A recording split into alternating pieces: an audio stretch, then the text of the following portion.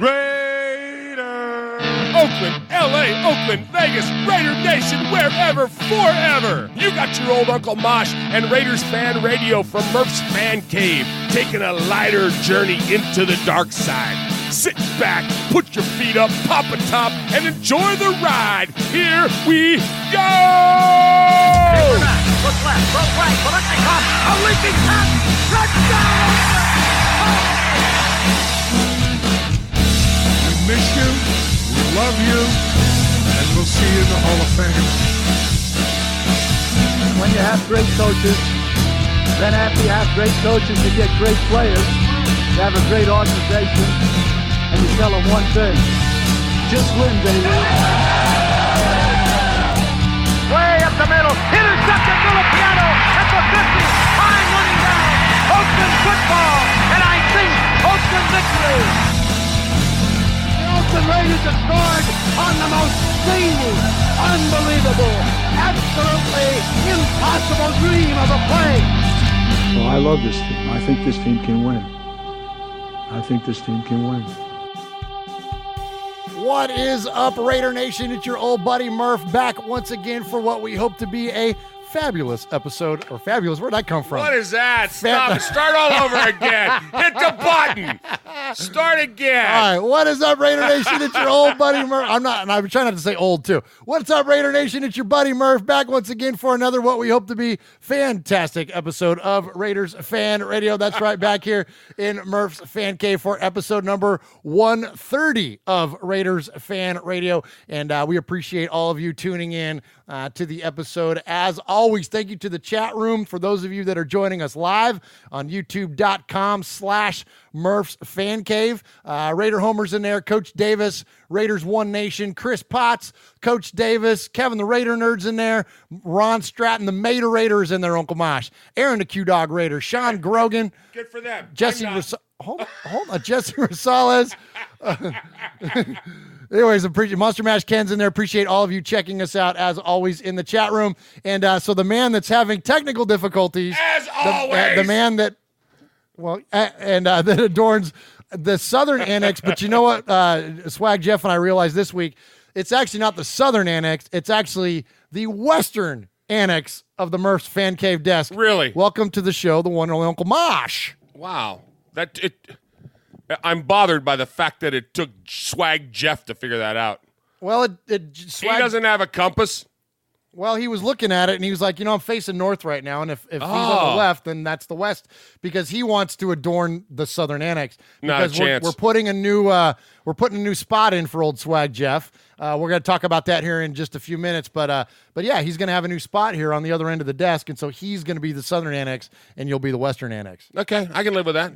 I like the Western Annex. I can live with that. You're a West Coast guy. I'm not anymore, but I mean, no, but it's all origins. It's about manifest destiny. Go west, young man.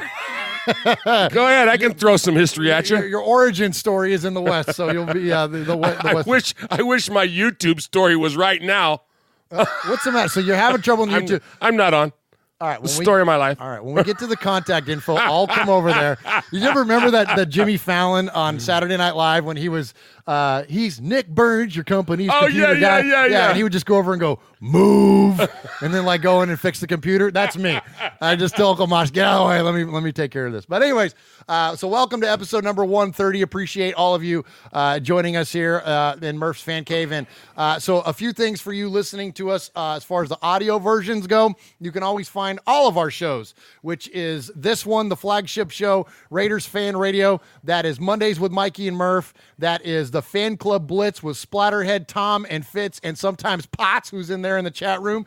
And those guys do a great job over there on that show. And also a new show, which we're going to talk about here in a little bit. Anyways, you can find all the Murph's Fan Cave shows at murphsfancave.com, and you can subscribe to them there via your favorite podcast service. And then, as I mentioned, the YouTube, the visual version of Raiders Fan Radio, which is the best version because it involves the interaction with the chat, and the chat is funnier than we are. They know more about football than we do. They are great, and so they are our brain trust, and a great group of folks and a great community in there. So if you can, join us live on the YouTube every week. So to support all that, Mosh, we asked for just a couple of things in return.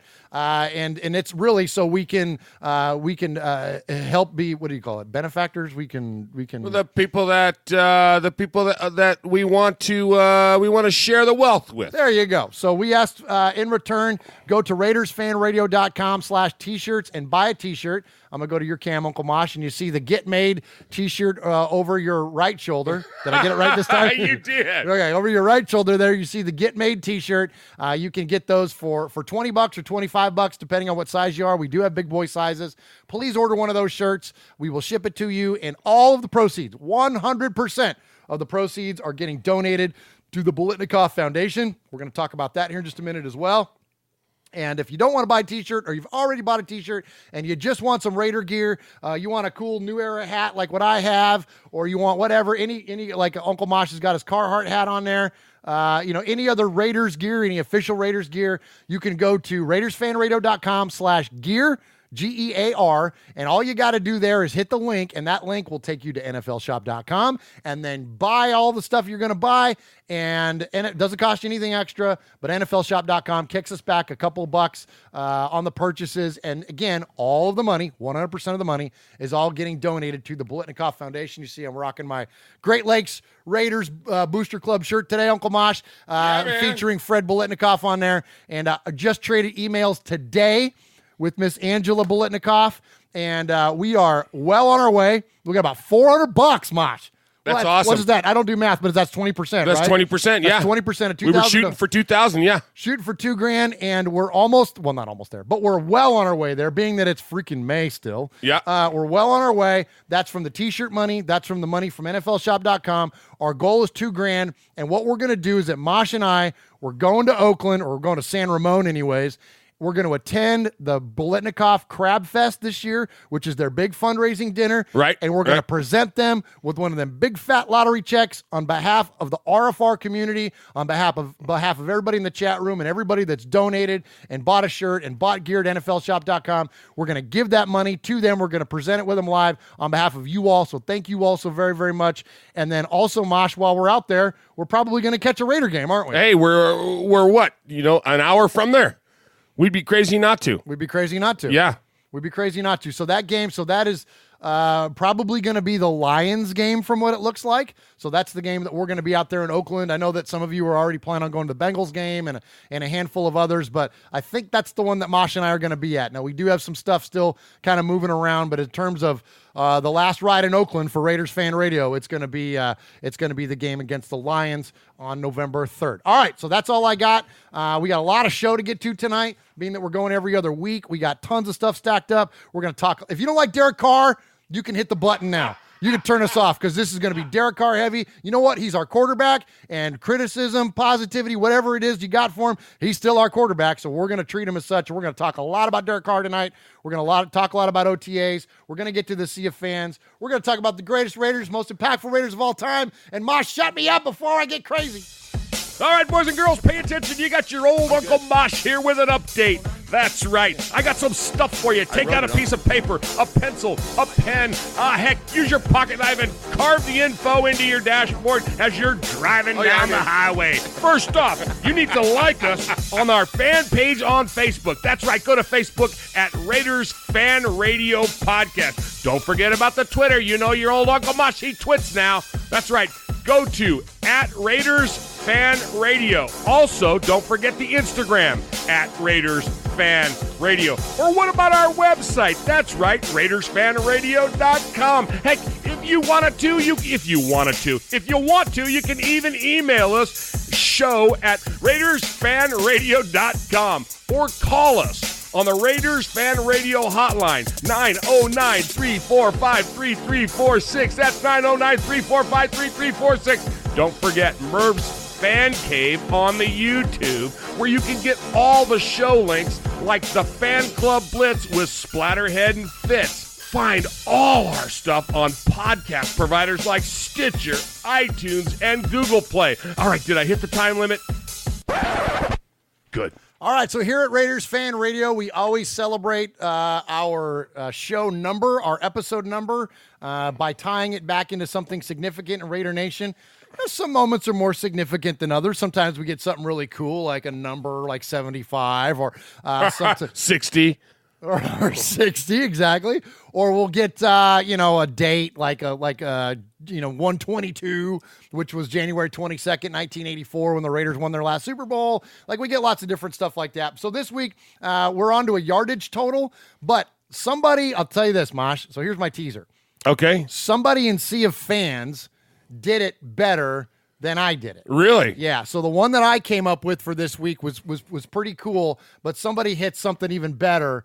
And it's very relevant at the end of the show. So stay tuned to see a Fans mailbag, and I'm going to defer most of it to there. But the one I came up with was Raiders-Browns this year, Mosh.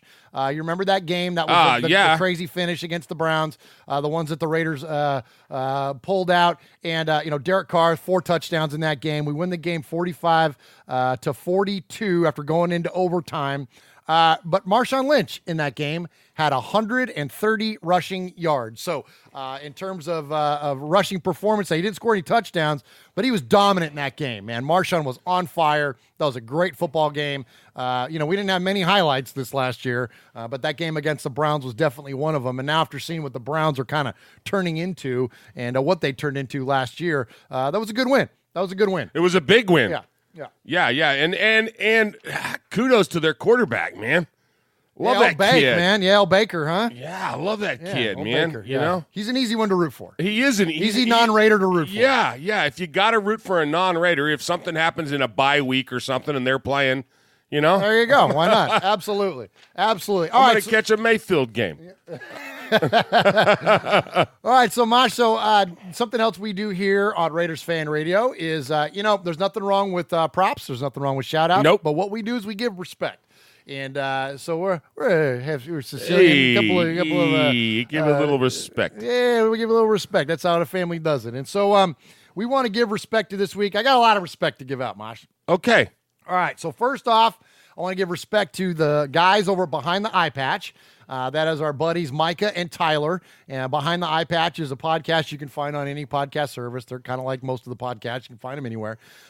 They do a great job. And I want to give them respect because they invited me back. It's one thing to invite you to join them on a show. Right. It's another thing to get invited back. It's like, okay, you know what I mean? Like, all right, so that was cool. So they invited me to come back, and that means we didn't mess it up too bad. So I joined them. It was about 6 months ago, I guess. It was right after the Senior Bowl. Not that long ago, then 4 months, whatever it was. And had a great time on the show. A lot of fun talking to those guys. They're great Raider fans, great representatives of Raider Nation. And so really enjoyed spending time talking with them. They invited me back, and same thing. We talked a lot about the draft. I told them all about our draft experience being down there, and had a really good time talking to the Behind the Eye Patch guys. So much respect to Micah and Tyler. All right, a couple more here, Mosh. Next up, Just Win Johnny. Win Johnny, the guy that's famous for saying what, Mosh? Johnny. No, no, he's not famous for saying that. He's not famous for choking on his own spit, falling out of his chair, turning a red face, and making me wonder if I need to call 911, Mosh. Cut me, Maria. Jeez. I'm sorry, man. I've been stifling. Stifle yourself. I've been stifling that cough. Oh my! Ahead. Just let it go. I can mute your microphone. Now, Don, this is bad. No, here we go. This is good. This is good entertainment. Is there a Zoom feature on this? No, this is good for ratings, Mosh. It's because I cut my beard. You know what's funny? We didn't plan this either. Look. I did too. Yeah. We both cut our beard. You'd think this is like we're on the same cycle. And he cut his hair. I cut my hair. Whoops. Oh, I went the wrong camera. There you go. You cut your hair. I cut my hair. All your Pete Koch hair is gone. No. You got a high and tight now. So anyways, tell him now, Mosh, what is Just Win Johnny famous for saying here on Raiders Fan Radio? What is he famous for saying? Hit the button. Hit the button. Hit the button. No, jeez. I gotta do it. I gotta be in the right frame of mind. All right. Ask me again. All right. Hey, Uncle Mosh. Yeah, go ahead, So next up is much respect to Just When Johnny. Hit the button. There you go. Hit the button. Hit the button. So Johnny's famous for that, but more famous for, look, Johnny is, in terms of people that are in the community of Raiders fans, and we love how fandom gets expressed in Raider Nation. That could be from the way you do a podcast. That could be your music that people write. It could be for the art that they create. Well, Johnny is an absolute master at creating vector artwork, and he's done work for a lot of podcasts. Well, we have a new show on the network called Tales from the Nation, and that I'll be doing with Swag Jeff. And we reached out to Johnny and asked him if he would be willing to help us with the artwork. It's up on our socials right now, and you're going to see plenty of it if you subscribe to the network. It is absolutely fantastic. It might be my favorite logo. Well, not might be. It is my favorite logo that we have. It's amazing. And there's a big difference between Murph, hammering something out here in the fan cave versus a pro putting his expertise behind it. Mosh, it's amazing. So yeah, it's going to be a shirt too. It's for sure. And so thank you to him for not only being willing to put in the time, but thank you for your creativity and your talent, man. It's awesome. And he also is like we are in the fact that the things that he does with his creativity, he gives it away. Like he gives away this work. We didn't commission him. We didn't. No. He did it with his own, put his own time in for this. And then the things that he does, like with his One Nation fanware and the other things, he gives a lot of that money away to the Stabler Foundation, to the XOXO Foundation. Yeah, absolutely. So he's definitely, he's like cream of the crop, man. He's top notch, sure. Absolutely. So he's like-minded. We are in that he gives it away. And so much respect to you, Johnny. Thank you for your help with our logo. Thank you for all you do for Raider Nation. And please let me know how more I can continue to promote. And we can promote you. I know it's One Nation fanware. He's not hard to find. He's all over Instagram and Twitter and everywhere else. Buy one of his jerseys, buy a t-shirt, buy something. Help support this guy because he's doing great work out there for the Raiders and Raider Nation. All right. So Uncle Mosh, kind of a caveat to that. I dropped it there real quick though about Swag Jeff. So Jeff and I started this new show. You're going to hear more about that as we go on. But we did record our first episode of Tales from the Nation yesterday. And Jeff did a great job, man. It's going to be a lot of fun. You guys are going to get a kick out of this. I'll get into the details of Tales from the Nation later. But it's going to be really cool. But the last one, Mosh, you want to tell them what the last man, respect I'm is? so excited about this. Mexico. Much respect to Mexico. Much respect to Mexico. Mexico joins Italy, Denmark, the Philippines, Costa Rica, and Romania. Mexico has us listed in as one of the top professional podcasts in the entire nation of Mexico. We hit the charts with our podcast in Mexico. What number are we? 144. 144.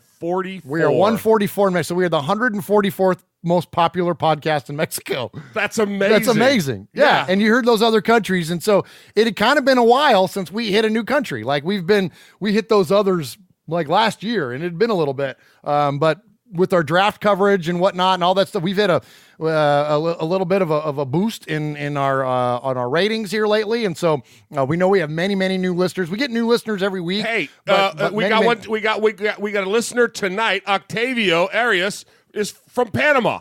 There you go. He's How in cool the is house, that, man. That's amazing. That's the best. Thank you, Octavio. Appreciate that. And so it's really cool, man, that Raiders Fan Radio truly is international, and we appreciate every single one of you in Mexico that are listening to us, and all of you, again, many new listeners to the show. We met so many people at the draft, and not only with our coverage, but just the interaction that we had face-to-face. We just, things kind of shot up for us. So anyway, thank you to all of you for supporting the show in the way that you do. All right, Uncle Mosh, let's kick it off with some Raiders news.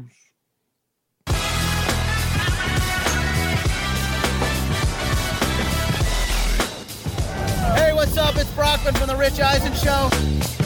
And it's Del Tufo from The Rich Eisen Show. You're listening to Murph and Mosh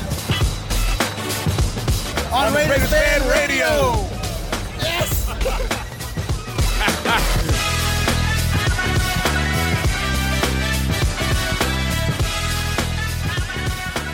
All right, shout him out, Mosh. I hear you laughing. Usually when Uncle Mosh laughs during a break, it means that somebody in the chat is cracking him up. So go ahead. Everybody's in there. Chris Potts, Monster Mash, Q-Dog, Eye Patch, Ron. Somebody types in there. Chris writes in there, WTF, is everyone drinking tonight? Yeah, because we're later than normal. So everyone's home from work, right? Everyone's home and kicking it, man. Everyone's partaking. So the people are hitting the like button, right? We got, 12, 13 of them hit the likes, and one not like. They must have tuned in right when I was hacking. and I promise, or it could have been me. Because you've done that. You've downvoted our own show. I thought it looked weird that everybody liked us. Yeah. You can't please everyone all the time. All right. What's he saying? You can't please all the people all the time, but you can't. Wait, I don't know. It doesn't matter. It doesn't matter. Let's move on to the next. Let's move on to the next segment. So I mentioned at the top of the show we were going to talk a lot about Derek Carr tonight, and we are. He is our quarterback. Like it or not, this is going to be the leader in every significant passing category. Okay, stop right there. Killing me. I have to kill you. Okay. I have to stop you go. right there. What did you say you were never going to do? I said that now wait a minute, that's different. I said that I wasn't going to get on my soapbox about big time media questioning whether Derek Carr was going to be our quarterback. Whether stop right he was. there. Well, okay. What did you do when you guested on the show? When you on were what? a guest. On Behind the Eye Patch? On Behind the Eye Patch. But that was on Behind the Eye Patch. That wasn't on Raiders Fan Radio.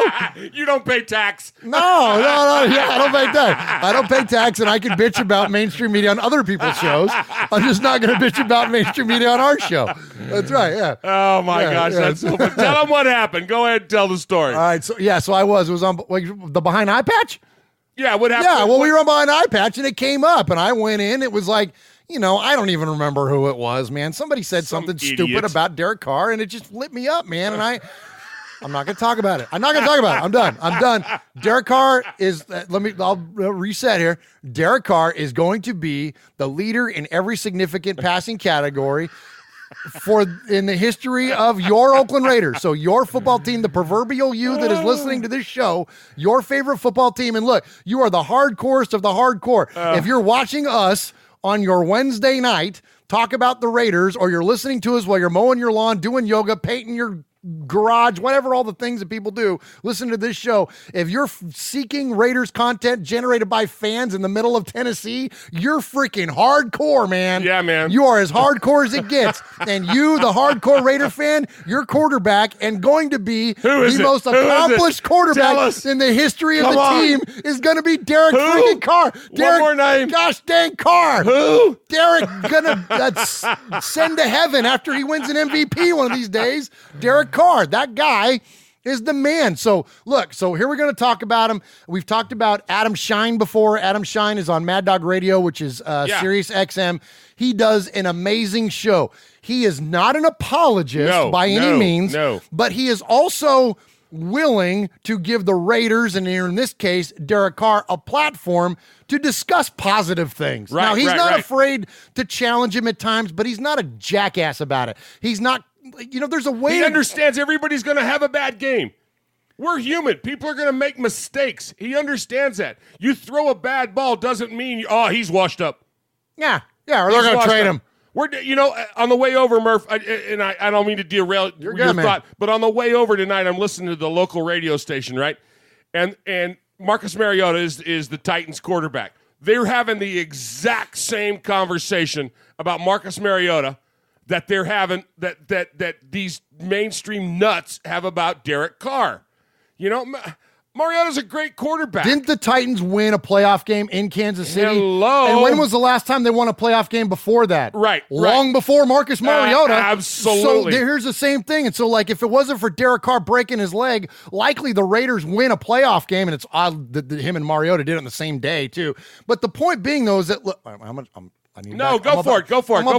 just don't want to freak out about it entirely because, look, there are a lot of other things about this football team to get fired up about, and Carr's not one. So anyways, back to Adam Shine. So Adam Shine, he has a way of bringing up these things that could be negative, but he's not jerky about it. There's a way to bring these things up in an interview to someone and not just be a full-on I'm trying to avoid the D word here. Just look, there's a nice way to do it. So anyway, Adam is a great interviewer. He's a great interviewer of DC. This thing is like 19 minutes long. I've got a few clips in here. Let's get to the first one and the first hot topic, right? Which has been about Derek Carr and his relationship with John Gruden. How would you, Derek, characterize your relationship with John Gruden? Man, we are super close, and it's so like you you could only imagine how, what I'm thinking when I read all this stuff about our relationship, or hear about it from friends and stuff. Like it's like where does this even come from? Like this is so funny. Like we're super close. Like we talk literally every day, even on the weekends. Like it's just funny to me. It really is. We're super close, man. We have a great time working together. He challenges me just like my college coaches challenged me. Like there's no difference. And so I guess when you're losing, as you know, they look for any kind of thing. When there's a so-called nice guy at quarterback and someone who likes to yell at the coach, they try and find something, I guess. But we are so good, it's not even funny, man. I love hearing that, and I'm not surprised by that at all. All right, Mosh, any breaking news there for you? All right, this is the same stuff we've been hearing for how long? For how long? Ron brings up something that, I don't know, it cracks me up. This is a much better point to talk about because those other ones are moot at this point. Okay, fair. Ron says, is Carr on pace? Because Carr is on pace to be our greatest quarterback ever. Yeah, like maybe this season he'll break all the records. So what Ron brings up is Carr on pace to out-impregnate Rivers at this point in his career. And he says, that's pretty good. And of course, Kevin Reitzel says, well, yeah, but Rivers will have more kids than he'll have touchdowns this year. Oh, nice. But I mean, nice. we might as well talk about that because the rest of that stuff, it's not even worth. It provides the same consequence, doesn't it? Seriously. Somebody famous once said, use the term mental masturbation. Yeah, no, you know what I mean? Like, yeah, absolutely. I want to just tell them all. Will you stifle yourself? All right, next up, Adam asked about what good happened in 2018 that Derek Carr can carry over into the 2019 season. Give us some of those little things that you take from last year that were great that you want to be even better this season. Oh man, just getting us into the right place. Every time I'm at the line of scrimmage, I have the freedom to change the play and get us in the right one. And that is all based on what Coach Gruden and I have talked about, obviously, and things like that. But there's times in there where, we didn't talk about something for 3 weeks, and then we finally get a look, and we're checking to things that, he drills it so much in my mind. This was 3 game plans ago, which is, in football terms, 3 years ago, basically, Sure. And we're checking to things during games and hitting them and things like that. Really, the way that, we were able to take our young guys and elevate their play, and fast track the way they could play and things we had to do there. There's so many good things that came from it. Obviously we didn't win enough games, and that is the ultimate goal. That is the only thing we're not looking for, a participation ribbon. I am firmly against that. Yeah. But there still is some things that we did really, really well that, going forward, we can continue to build and continue to add pieces. It's going to be fun. All right, Mosh, what do you think? Man, I mean, how many more times can you hear it from the horse's mouth? Freedom in the offense. Yeah. Freedom in the offense. I love that one. That was what, the big takeaway was for me there. But yeah, there was a lot of positivity to be taken from. And that's what Watts Raider line. was saying in the chat. He's saying, freedom, I told you, folks. He said he knows what Chucky's thinking. Bingo. Absolutely. Jeez, Pete. Jeez, Pete. All right, so here's another one. The other one was, the Raiders are going to draft a quarterback. Raiders are going to draft Kyler Murray. Raiders are going to do. Like, how much obnoxious rhetoric was there about that? Well, they talked about that as well. And let me piggyback off that, because I was pretty adamant all offseason, Derek Carr's the guy. And I almost felt a little foolish as I kept saying it because, it almost felt like Captain Obvious, but the reports, the conversation, and Gruden had your back. Here, and by the way, I'm stopping right there to say this. This is how you ask these questions without being a jerk. Absolutely. There's a way to do these types of interviews and the way to convey these answers and information. Anyways. And Mayock had your back Were you at all concerned about being replaced? Were you concerned that the team was going to draft the quarterback with the 4th overall pick? Oh, man, about negative 47%.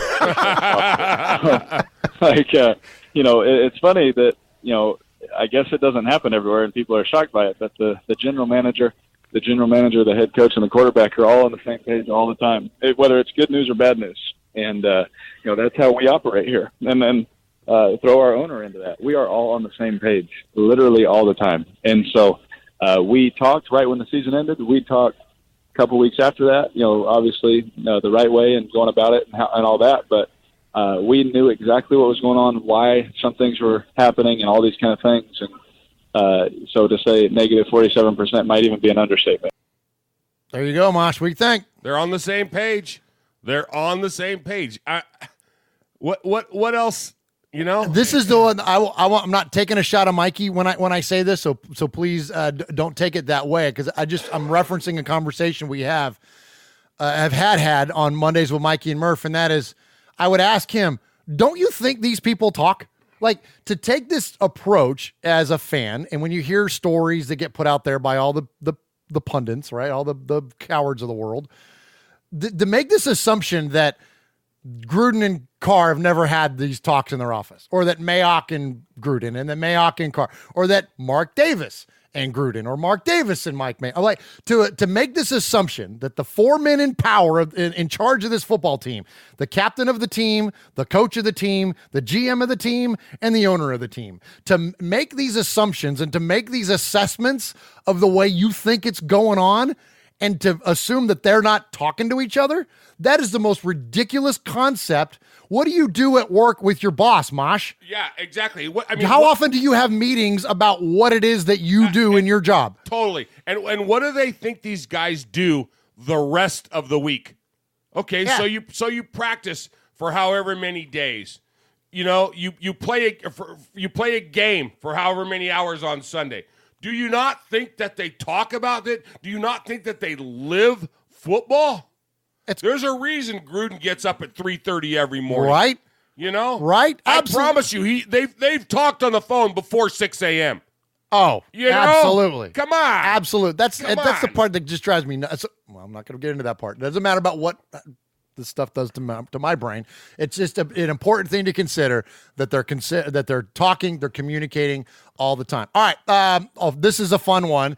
We've talked a lot about Josh Jacobs. We're huge fans of the Josh Jacobs pick in this year's draft, and Derek Carr talked about the importance of Josh Jacobs. How excited were you when you found out that Josh Jacobs was going to be your running back and your teammate? Voice. I mean, you want to talk about an ultimate draft pick for you, for the Raiders, for John's offense.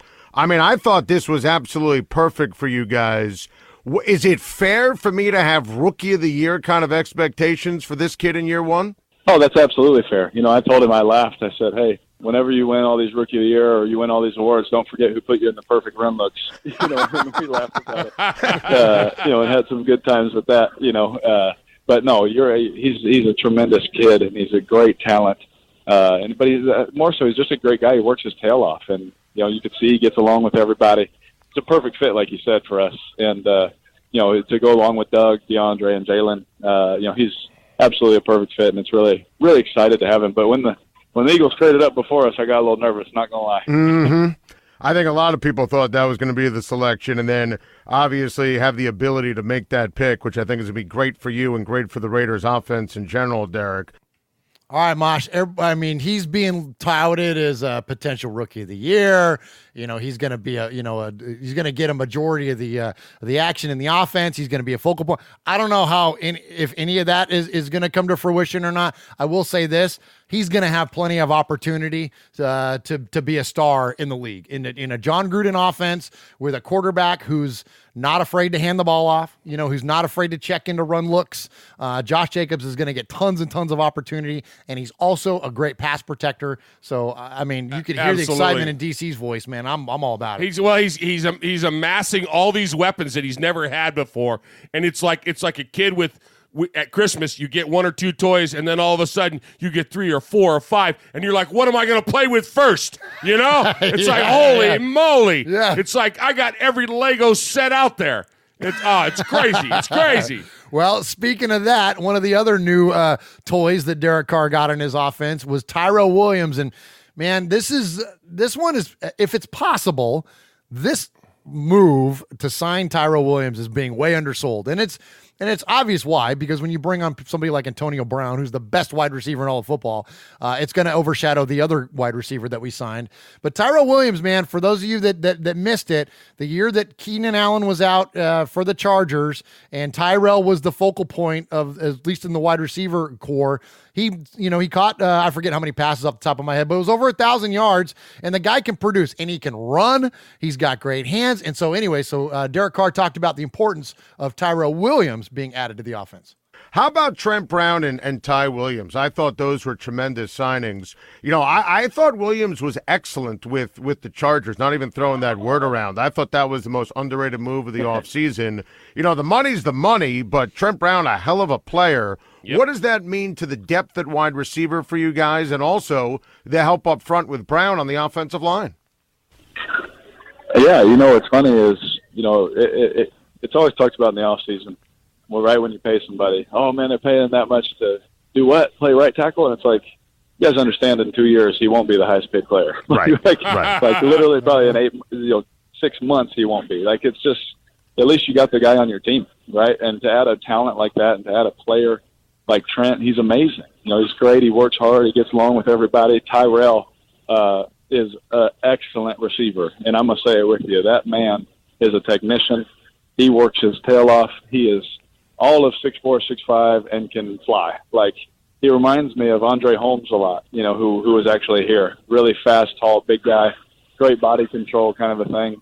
And Tyrell, man, he just is a really good route runner. So it's exciting to have him because, we have a lot of different options, from tight end to the 2, 3, 4, 5 new receivers to our running backs. It's going to be fun, man. We got a lot of work to do. I love how he finished right there. Got a lot of work to do, but he's fun. This is going to be awesome, man. I'm fired. Last year, at the end of last year, I said, that's it. I'm never again going to go into a season with high expectations. That I've thanked the Raiders for relieving me of the burden of going into a season thinking we were going to make the playoffs. I'm like, thank you, Raiders. From now on, I'm going to go in 4-12, 6-10, and just, and if anything else happens, I'll be surprised. But now, dang it, Mosh, I'm thinking 10-6 is on the radar. We can be a wild card team, right? Like all these things going into place. Like, what do you think, man? Trent Brown, like, I don't know. Sounds good. Some good stuff.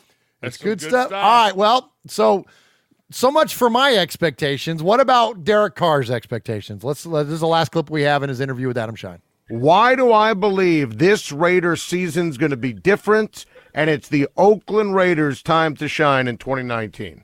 Oh, yeah. Well, I'm never about predictions or anything like that, but the guys that we've added, the schemes that we're running, the people that we already have here, we know what to do and we know how to do it.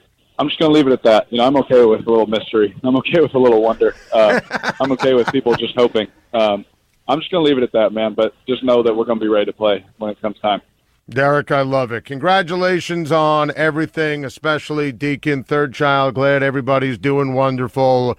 We always appreciate the time, my friend. I think you guys are going to surprise a lot of people. Best of luck in 2019. Always appreciate the time, and we'll talk to you again real soon. Absolutely, Adam. Thank you so much.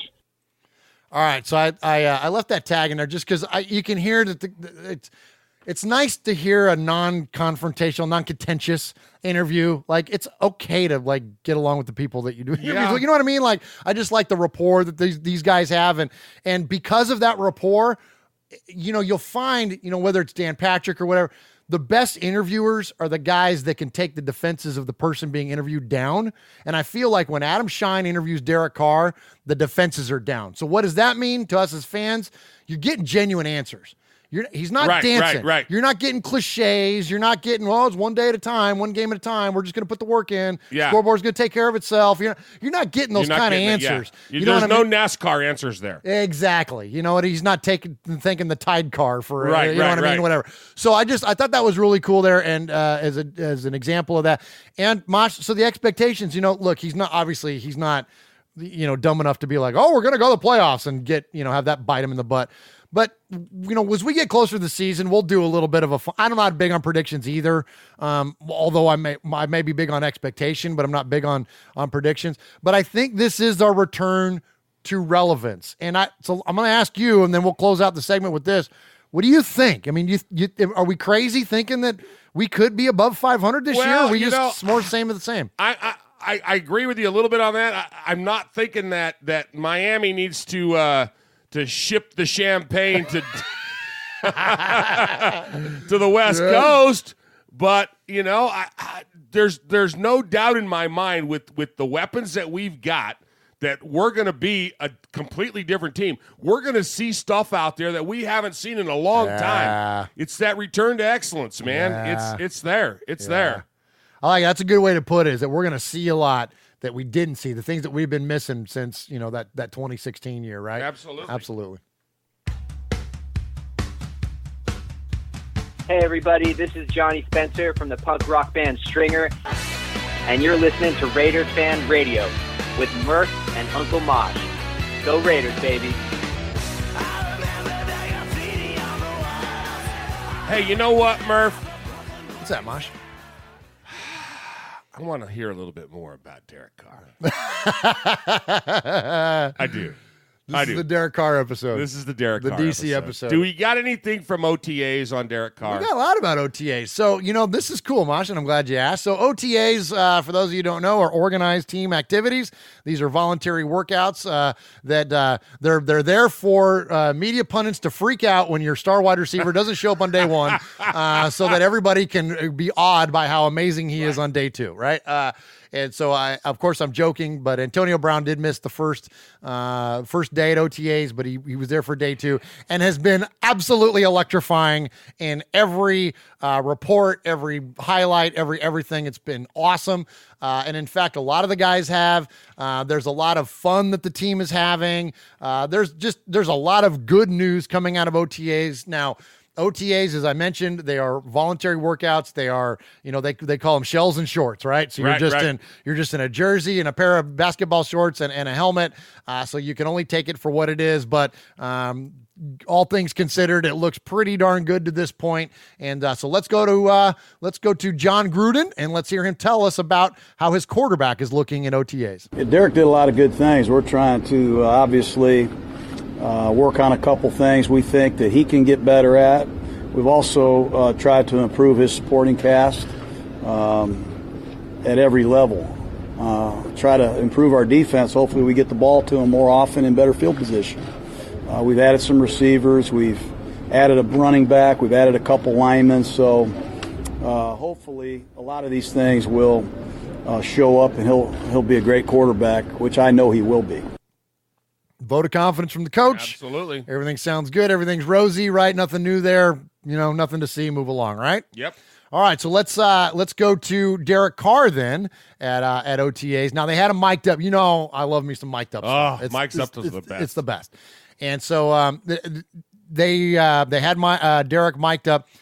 The Raiders put out the video. It's a really long video, and a lot of times this mic'd up stuff doesn't translate as well to audio, so we like to keep them brief. So I just took a couple segments out of it, clipped them together, and here's what we got. Let's go. Hey, 20 for 20, fellas. Let's do it. Make Gunther sweat tonight. Hey, my goal is to make Gunther mad every day. I think he was mad yesterday. When Tyrell was 68 yards down the field with the ball in his hands. Bro, when I threw that ball, so I was like, dang, with the wind, it's starting to go, and you had a little second gear. I was like, golly, you were moving, bro. I love that, man. If the quarterback's getting excited about throws that he made, and basically he's telling you right there, I didn't have anybody before that had that kind of catch-up speed to a deep thrown pass like that. Right. So what is that? If he's getting excited about it, then oh man, we're not going to see many overthrows this year. He's going to air it out, man. I love it. I love it. Good stuff. So speaking of Tyrell Williams, Tyrell had a little bit to say in his press conference afterwards, talking about the wide receiver core. Oh, it's been good, dude. What you see is, he works hard, and it kind of translates, and everybody sees how hard he works, and he's always putting in that extra effort, So, and just to watch a guy is one of the best receivers, to see how he works, see how he runs certain routes, and it's just fun to watch and fun to learn. Just sitting back and watching. from the outside, there's a perception that the wideouts could be a real team strength, especially this passing game. Is that how you look at it when you look at the personnel as a whole? For sure. I mean, the guys that were here already, Marcel, Keon, those guys are great players too. And I feel like with all the free agents and bringing AB in, I feel like a lot of attention goes there, but those guys can really play too. And Hunter's a good player. And all those Saeed, all those younger guys, I feel like they can play really well and they'll contribute, especially on special teams, if not a lot in the offense. So I feel like we have a really strong group. I'm excited to see everybody progress. All right, there we go. He's excited about the team, excited about the work ethic, talking about special teams contribution, right? Full package there from Tyrell Williams. All right, Uncle Mosh, that's kind of our last OTA clip, other than, of course, something else from Derek Carr. So we're going to Derek. He's the quarterback of the team. And who's he play for? Yeah, the Oakland Raiders. Hold on. Yeah. Our beloved Oakland Raiders. Look at Swag Jeff got me this. You nice. These little pop things. What are they called? Bobbleheads? No, they're called Pop-Tarts or Pop. I don't know what they're called. I don't know. Is it on social media? Okay. Somebody in the chat knows what these things are called. What are these things called? Chat room. Pop heads? No. Pop Jacks, Pop Tarts, Pop. Oh, crap. What are they? Pop vinyl? No, it's not Pop vinyl. What they are? They're Pop. Somebody knows. Come on, chat room. Help me out here. Chris Potts said they're called Pop vinyl. And this is riveting radio right here. I'm sorry. All right, let's move on. I don't know why the hell I got derailed by that. What rabbit hole did you just go down? Oh my gosh, I don't know why I got derailed. What are you thinking? Hey, what was that? It's my new soundbite. Funko Pops. Thank you, Raider Homer. What are you thinking? We got a virtual sweat. What are you thinking? You got virtual Swag Jeff over there? Oh my gosh. Swag Jeff. Yeah, Funko Pops. Funko Pops. Thank you, guys. Thank you. I like Ron's idea better. Pop-Tarts? Pop-Tarts. Because Uncle Mosh, I'll put a box of Pop-Tarts down. Oh, you'll crush it. In a minute. Oh, the brown sugar cinnamon ones? Do you go to the outside of the Pop-Tart 100%. First and then go all middle? And then go all middle. All middle. I do that with a sandwich, too. with anything, the non-peanut butter and jelly or just peanut butter and jelly? Any kind of sandwich. I go crust first. Yeah. If you had a mortadella and provolone sandwich, you would eat the crust? 100% crust first. No way. Yeah, always. And I do that with dinner, too. Like, if I go out for steak and lobster, I eat the stuff around so that I got a nice full belly so that I don't rush the lobster. Oh, that's smart. Yeah. Now, I am a section eater, except Thanksgiving. Thanksgiving, I want it all mixed together. I want the man, gravy I don't want and my the food to touch. No, I want all my stuff touching on Thanksgiving, especially like at your house because you guys do all the awesome cranberry sauce and the casseroles. Yeah. I load it up all together. But outside of that, I like to eat it separate. Like I'll eat my fries first before I eat my sandwich. Like if I go to Chick-fil-A, I got to eat the waffle fries first, and then I go to the Chick-fil-A. I can do that. Yeah, I can do that's good. Okay, here we go. I have no idea how we got onto that subject, but because we like food. All right, Pop-Tarts. Oh, that's right. Okay, so I'll do a microwave or toaster. I don't care. Really? I can do them right out of the box. I was going to say, I go raw. I just like them straight out of the package, man. And I'll tell you what, I promised your son, who's staying at my house right now, your youngest, I said, I got to go do the show. I got to go run over to the fan cave and do the show with your old man. You want to go? And he goes, no. I go, so you're going to stay here at the house? Yeah. Okay, I'll see you when I get home. Don't wreck anything. If you come home, I'll share my favorite cereal in the whole world, and that's what I got for my birthday this year. Okay. Is Captain Crunch with Crunch Berries. Oh, nice. Yeah, nice. so I got a little private stash left, and I told. Did you tell him about it? I told Vintage. I said, hey, I got a little bit of surprise here. Hey. And the wife goes, they might be stale. And I go, that's even better. Yeah, because they don't get too soggy in the milk. No. Yeah. I think Cinnamon Toast Crunch might be my all-timer. Oh. That's a hard one to fight. Hey, man. I like what Franklin83 says. A cold Pop-Tart right out of the fridge. Never tried it. I haven't tried either. it. Franklin, challenge accepted. We'll do it on the way home. Let Absolutely. you know how we go. Good stuff. All right, so let's get back to the Raiders. So the other thing I wanted to cover with Derek Carr was that there is a thing every year the rookies go through that the NFL puts on, and it's called the NFL Rookie Symposium. And the Rookie Symposium is basically it's a kind of a life 101. It's a what to do, what not to do. What to do, what not to do. I think the kids nowadays call it adulting. But what it's basically, how to handle your money. Talks a lot about, what kind of people you should and should not have involved with your money and how to stay out of, precarious It's the course that Adam Pac-Man Jones flunked 4 times. Amen, right? And so, you want these guys, look, these guys are targets. They're Absolutely. They're young, they're wealthy, they're good-looking guys. They're they're on national TV.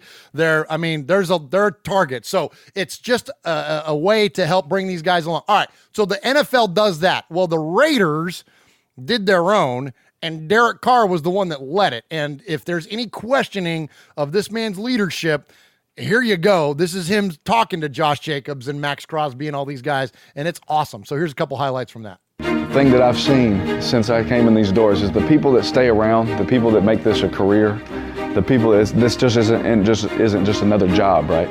I'm gonna do this for a little bit, then I'm gonna go do this. And the people that want this thing to be a career are the ones that every single thing that they do matters to them. Even sitting in these little meetings that no one wants to be at. Let's keep it real, right? You'd rather be at home, you'd rather be watching film, you'd rather be doing some other stuff. But every single thing that they do matters to them. If they took away one thing, I just hope that whether they're in this building or outside of this building, every decision they make will be to make sure that they're at their very best for our organization. It's a tremendous opportunity that they've been given by, Mr. Mayock and Coach Gruden. And, you see guys squander those opportunities all the time. It's a shame that we'll never see the best version of some of the best players of all time. Absolutely. I've seen some of the greatest athletes, some of the best players in this game come through these doors, played against them, but I know what they do in their off time. I know what kind of food they're eating. I know what they're putting in their body. I know what they're doing at night. I know what they're doing during game weeks on the nights.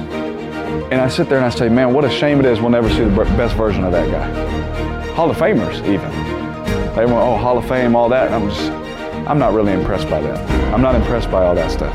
What I'm impressed with is a first-round pick or an undrafted free agent that just busts their tail and maximizes every ounce of ability that God gave them. That's what impresses me, and that's what's going to keep you around. Everything is new to them right now. Everything, they don't even know where to line up for stretch, let alone, how to handle their money, how to handle adversity, all these kind of things that are going to be thrown at them in the pressures of this league. So just coming from someone who's been through it, the highs, the lows, everything, I want to make sure they have someone that can, not only give them a good message, something that's real, but also someone that they can come to and whenever they need it. Everyone wants to be a Pro Bowler. Everybody wants to be a Hall of Famer. But you got to look yourself in the mirror and say, man, did I really on this Saturday night when no one was looking make every decision possible to get that gold jacket? Man, should I really have put that in my body? Knowing I got to train in 2 days? It's not even about the next morning. Man, I got to train in 2 days. Am I going to be at my best if I do that? If not, just know somebody else is. If not, just know that I am. I'm doing everything that I can possibly to make sure that we are successful. And I say we because we're in this thing together. Appreciate you guys. Y'all have fun, man. It gives me freaking chills, man. It's freaking awesome. As a lifelong coach, I've told my kids, are you absolutely playing to your best ability? Have you done it's not a lot of coach speak, but it's so many times I've had kids one-on-ones where they've not lived up to what they're capable of doing, or they've lost. When I coached wrestling, they've lost a tough match, or and I want to put it back on them. You console them and you do like that, like a good coach does. You say, I'm sorry for your loss, but I'm going to put my foot in your ass right before I give you a big hug, because did you do what you're capable of doing? It comes down to there's only two choices. There's no gray matter. It's are you hurting it or are you helping it? And that's what it comes down to. Are you hurting your game or are you helping your game? There's no, it's black or white. There's no gray area there. And that's what I think, that's what's so important is what he's saying is what you're doing on Saturday night, is what you're eating, is how you're working out, are you just getting through it? Is that helping your game or is it hurting your game? Because there's only two choices. It's got to be one or the other, you know? I'm so glad you jumped on that, because I was actually going to ask you about that. So I'm glad you hit it right there, Mosh. But I also want to ask you about this, is that, okay, now Uncle Mosh, for those of you that are new to the show, he's been a lifelong teacher and coach and educator, and you coached arguably the toughest sport there is in wrestling. Arguably, and I would say probably very little argument to it, you have to be more dedicated to wrestling than just about any other sport. Like in terms of the time that it occupies in your day, the strength and condition, everything, the mental, everything about wrestling is you have to be 100% in all the time. And if you're not going to be at your full cap. So I want to ask you this. So you already kind of touched on the importance of being all the way in on that. Derek said there, I played with Hall of Famers, but they never realized that Hall of Fame potential because they weren't all in. Is there anything as a coach that was more heartbreaking than that? And how often do we actually see that, where you see somebody that's just getting by on athletic ability, but it only goes and takes them so far? And it's so true, Murph. When you watch somebody that you know has the ability to do, and it's not just sports. It can be because I teach theater and kids with acting potential. The hardest thing for me to do, and kids tell me everything. They absolutely tell me everything. But I've got kids with beautiful voices. We live in, I teach in a bedroom community to Nashville. So everybody's got a guitar. Everybody's a singer. And I see these kids that smoke. I smoked. You smoked. We all smoked. But I never had that golden ticket. I never had that voice. Somebody in the chat said, well, what about Stabler? He was great. But how great could he have been? Exactly. He was great. Would he have, had he not partied so much, could he have been in the Hall of Fame non-posthumously? Mickey Mantle said it. Mickey Mantle was a hard-charging partier, just like Stabler was. Yeah. And Mickey Mantle, and who died prematurely from alcohol use. Same thing, and I'm speaking from the heart here, same thing that my father passed away from. Right. Mickey Mantle said, I would have, and Mickey Mantle's one of the greatest baseball players in the entire history of the planet ever. Top five, and said, I wasn't nearly as good as I could have been because I was playing hungover half the time. Right. Like Mickey Mantle said, in my career, I could have been better. I could have rehabbed better. My knees bothered. Like, think about Stabler's knees. Stabler's knees were, and look, and I'm not talking smack here, I'm just talking real. Stabler's knees were a big part of his downfall as a player, the things that held him back. He wasn't able to rehab. But now, of course, the medicine was different and all that. I'm not trying to pretend like it was modern day. Whole. But what those, look, as much as we celebrate, and I do, Stabler's my all-time favorite player, but you're right, Mosh, those things hold players back, and Derek calling that out on the front end and helping these young men to at least have an awareness of that before they get their career started. Now here's the thing. It's telling your kid, go clean your room. This can't be a one-shot deal. This has to be something. It's why a lot of drug and alcohol rehabs don't work, because there's not follow-up. Right. And that's one of the things that the Raiders do, is that there's the follow-up stuff with. We can sit you in these meetings and we can tell you, hey, do this and don't surround yourself with these people and go to your meetings and do all the stuff that you need to do, but it has to be continuously said. It's like telling that kid, go clean your room. Your kid doesn't get up on the first try and go clean their room. It doesn't happen. It's constant. It's parenting. And I think that's what it's leadership, man. It's leadership. And that's you gotta hold somebody accountable. And I think that's what Derek says, is that, I'm gonna be that guy to hold you accountable. And that's what we need more of. And he's walking the talk. He's living it. He's doing it himself. What did he tell those guys? Just know that if you're not doing these things, just know that I am. Just know that somebody else is going to, someone that wants your job is going to be doing it. Right. And if anything, I'm going to be the one that's going to be doing it too. So I can't applaud it enough. I'm a student of leadership, man. It is my passion outside of podcasting and my real life work. I'm a student of leadership and organizations, and this Ladies and gentlemen, this is leadership on display. We can discuss the performance on the in between the lines performance of Derek Carr till the cows come home, and it's all fair criticism. But in terms of what he does outside of the uniform, in terms of things like this is the exact thing that you want for your quarterback and a leader of your football team. Absolutely. And he is to be applauded. So anyways, we ended up talking about that a little more than I had planned, and that was awesome conversation. So I didn't want to cut that short. Thank you, Mosh, for that awesome insight there. And I hope you guys like that. All right. So we're going to end this segment on a fun note. And Mosh, the president of the Raider Nation is who? Woo! Ice Cube, baby. Ice Cube's president of the Raider Nation by far. You guys know we love Ice Cube. We love the Rich Eisen show. And here they met up this week, and Cube made an appearance on Rich Eisen show. And of course, Rich asked him about the Raiders. A certain mold of go-getters, great guys on and off the field. Mm-hmm. It looks like this year is going to be better. Would you agree with that, Cube? I'm going to take a wait-and-see approach. You got to give a man more than 1 year to rebuild a team. So, he's the coach. I'm going to give him the time to rebuild the team. I think, I'll be happy with – I would love 8-8 this year. You would sign for 8-8 if I gave you a piece of paper right now. Yes, I would love 8-8 or better. You know what I'm saying? But – you got to give him more than 1 year to really turn this thing all the way around. What do you think of Brown? What do you think of AB? Love him. Love his attitude. He always shows up to play. And Raiders, you gotta have somebody shaking it up in there, man. You can't have like a standard Raider team with no personality or flavor.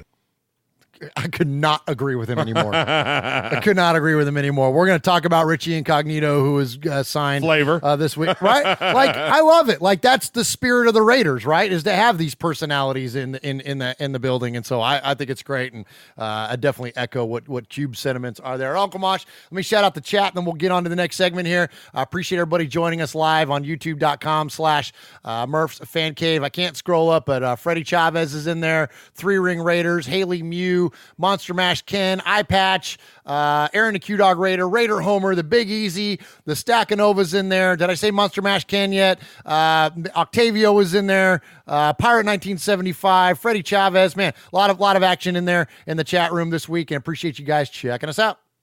Nobody enjoyed a good Donnybrook more than sixth-year linebacker Phil Villapiano.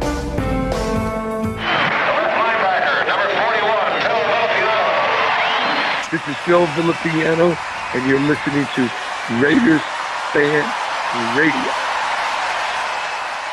All right, love us some Phil Villapiano, and perfect lead-in, Uncle Mosh, to this next segment. Thank you. And so this segment is going to be a lot of fun.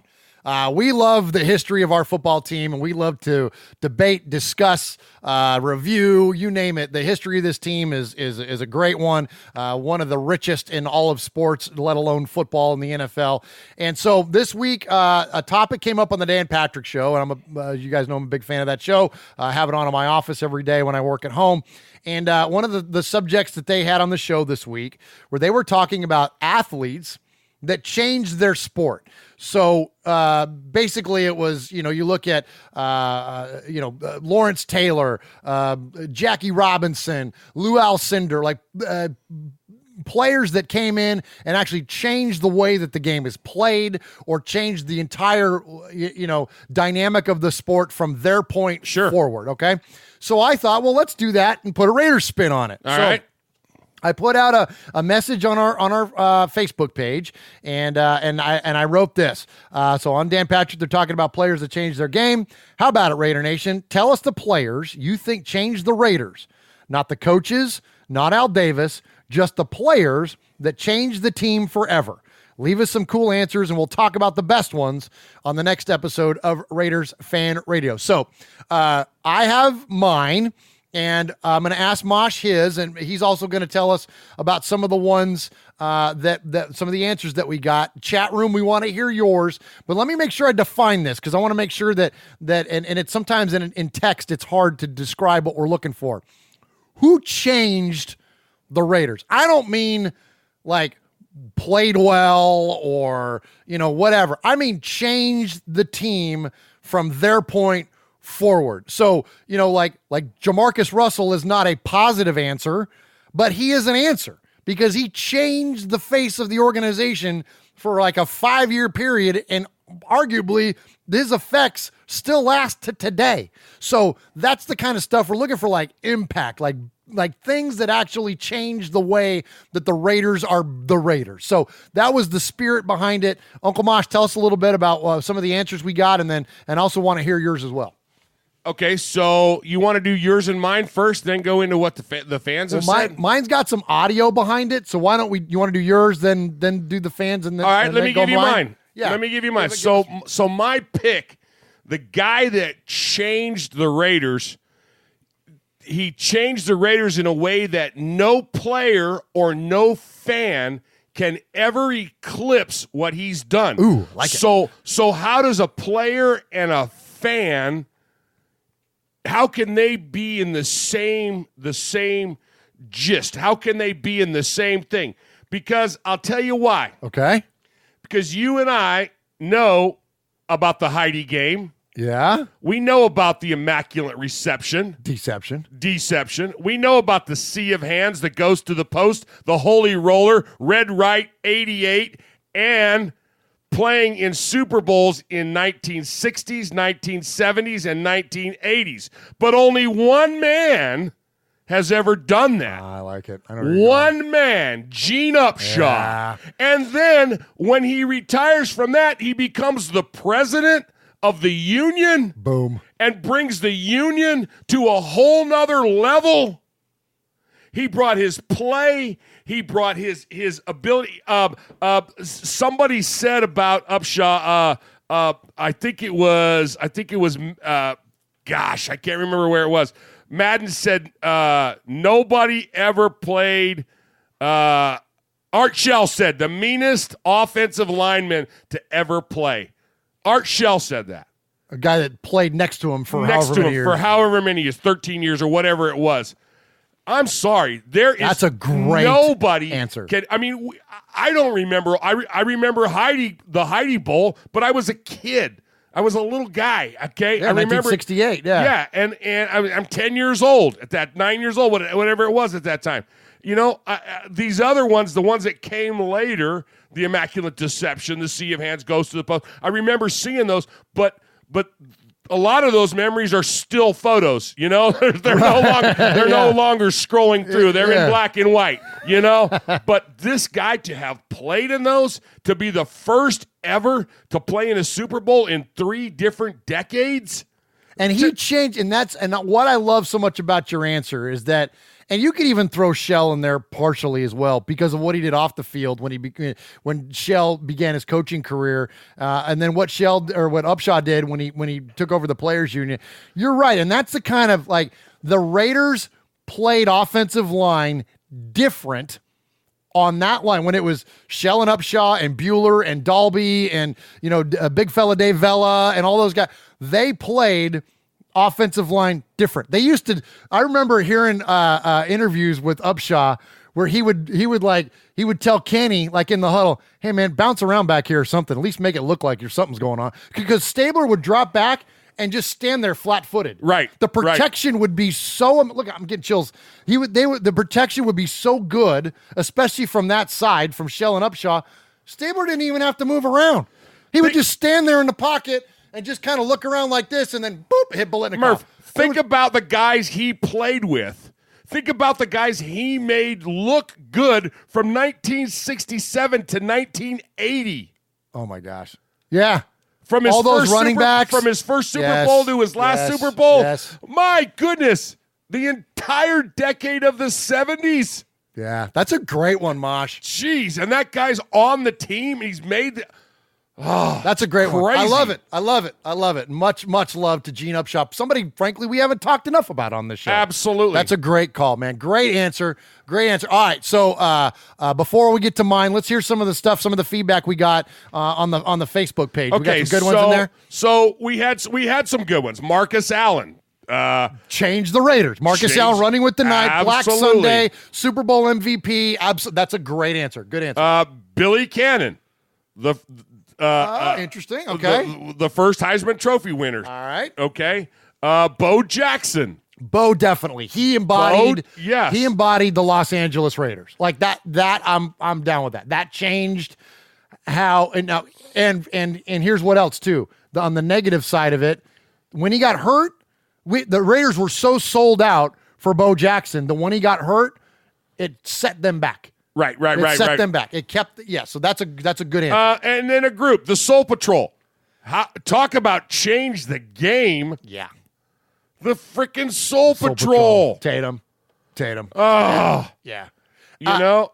You got any more? Because Tatum's almost a lead into mine, so go ahead. Howie Long, Jamarcus Russell, Lester Hay. Of course, we said that. But give us some names, too, the folks that were... Oh, I'm sorry. Cody Clements sent that. Brent Sterling sent that. Matt Santini, Dale Robertson, and Howie Long. Keelan Elliott, Jamarcus Russell, Jasondon Hunter. Here's one that Jason Dean Hunter, when Seawood came back, he changed the culture and held players accountable. I didn't know it, but he gave us, he didn't give us too many wins, but he was a gamer. That was one of the first ones that popped into my head. Charles Woodson, too, definitely changed because the Raiders it was some rough times. And Chuck coming back, almost legitimized the Raiders again. You know what I mean? Yeah. Because he was Charles freaking Woodson, man. And the fact that he would come back to the Raiders, almost elevated us and made it attractive for other players to want to come back. And there's a lot of folks that are throwing some stuff in there that people that helped propel us to the next level. LaMonica, Blanda, these guys that helped to take us. Ray Guy. There is so many. Who said that one? I don't. I got CJ. CJ DeQuarto? Yes. You want to say that right? CJ DeQuarto. That is a freaking great one. Because now if we're talking about players that change the organization, change the way literally that the team's approach to this day on special teams, that tone was set by Ray Guy. Absolutely. Absolutely. And it's kind of like our Mount Rushmore. Yeah. You can't narrow it down to 4. And as much as my rant about Gene Upshaw was validated and was legit, he had, can you say that it's this one guy or this one group or this, the reason I went with him is because he spanned 3 decades, from the 60s, 70s, and 80s, I mean, I don't know. Yeah, I know that was a good so in terms Janikowski, there's another one. There's another Janikowski's 16 years, 18 years, however long he was with us. Yeah, it's a very good one. And getting drafted as high as he did, much like Guy, definitely changed the face of the organization. By total votes or submissions, Charles Woodson number 2 is the winner. That's who we got the most feedback from. I believe Ron had that one in there. Lance Pitzer had that one. Some Candy Stablers, some Soul Patrols, a lot of Tim Brown, some great feedback, y'all. The Big Easy says that Matt Millen played every game like it was his last, and he absolutely did. Matt Millen was a great one, set the tone for those offenses in the earlier part of the 80s. All right, so let me give you mine. So when I first thought of this, the first player that popped into my head was Jack Tatum. And the reason that Jack Tatum popped into my head was because I thought that when you think about the legacy of the Raiders, the mystique of the Raiders, what encompasses the Raiders on the field is the grit, it's the toughness, it's the playing to the echo of the whistle. Whether it was guys like Villapiano or whoever, it was that pushing the edge, pushing the rules, seeing what you could get away with, getting in other people's heads. Like that was what Jack Tatum, the menacing, I don't know, the mystique of him as a player, his nickname of assassin, like people were afraid of him, right? And so that was the first person that popped into my head, but he's not my answer. And I'll tell you why, is that there was another guy that did that before Tatum. Now, Tatum played a different position, but there was another guy that did a very similar thing with his career and a similar approach, but he did it back in the 60s and kind of set the tone, I think, for the Raiders, and I think really set the tone for Madden to allow this type of mentality and approach to the game to thrive in the team. So my pick is number 83, Big Ben Davidson. Nice. So Ben Davidson is my choice because Davidson set the tone in the 60s for what the Raiders were going to become until this day today. He played with that reckless abandon. He attacked people's heads. He was going to hit you well after. He didn't even play to the echo of the whistle. He played until there's everybody's in the huddle. Until their mamas are, you know what I mean, opening their car door, getting ready to leave to go home. He's hitting people. They invented, Mosh, a rule to accommodate the late hits that Ben Davidson would lay on people. So I got the copy of the rule right here. This is in the modern day rule book of the NFL, Section 12, or Rule 12, Section 2, Article 6G. No unnecessarily running, diving into, cutting, or throwing the body against, on, or a player who is out of the play or should not have reasonably anticipated such contact by an opponent before or after the ball is dead. Okay. That is because in 1970, Big Ben Davidson, after the Chiefs quarterback, Lenny Dawson, got a first down and essentially sealing the game because all they had to do was run out the clock at that point, Big Ben comes diving in and punches the crown of his helmet into the lower back of Len Dawson. A big giant fight ensues. Both benches clear. They get offsetting penalties. The Chiefs have to go for it again on third down. Don't convert it. Punt the ball back to the Raiders. We go down and score. Raiders win.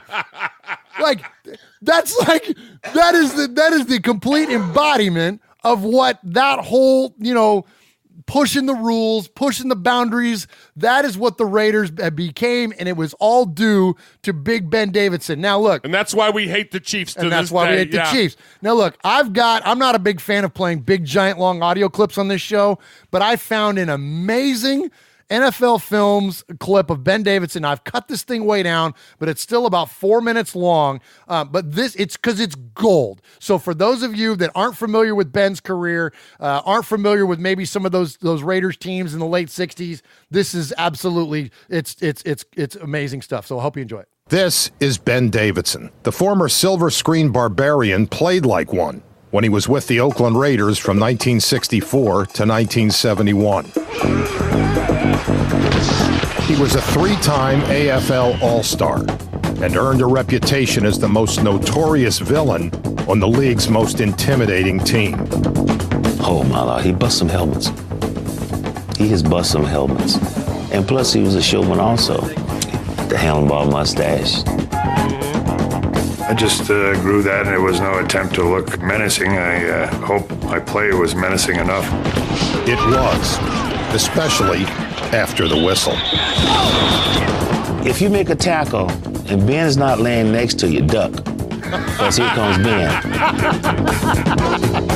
Ben would hit the quarterback while he was getting in the car with his girlfriend after the ball game. That was not a late hit to Ben. Davidson was also fond of leg whips and spearing. That's just the way I was taught to play football, tackle with your head. And we did do a lot of neck exercises to make sure we didn't hurt ourselves.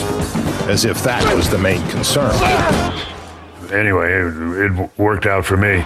Come on, Ben, hit him anyway! There's Upshaw. Come on, Ben, let's go! And we were penalized a lot. We had games where we get 200 yards of penalties. And Ben would have 75 or 80 of them.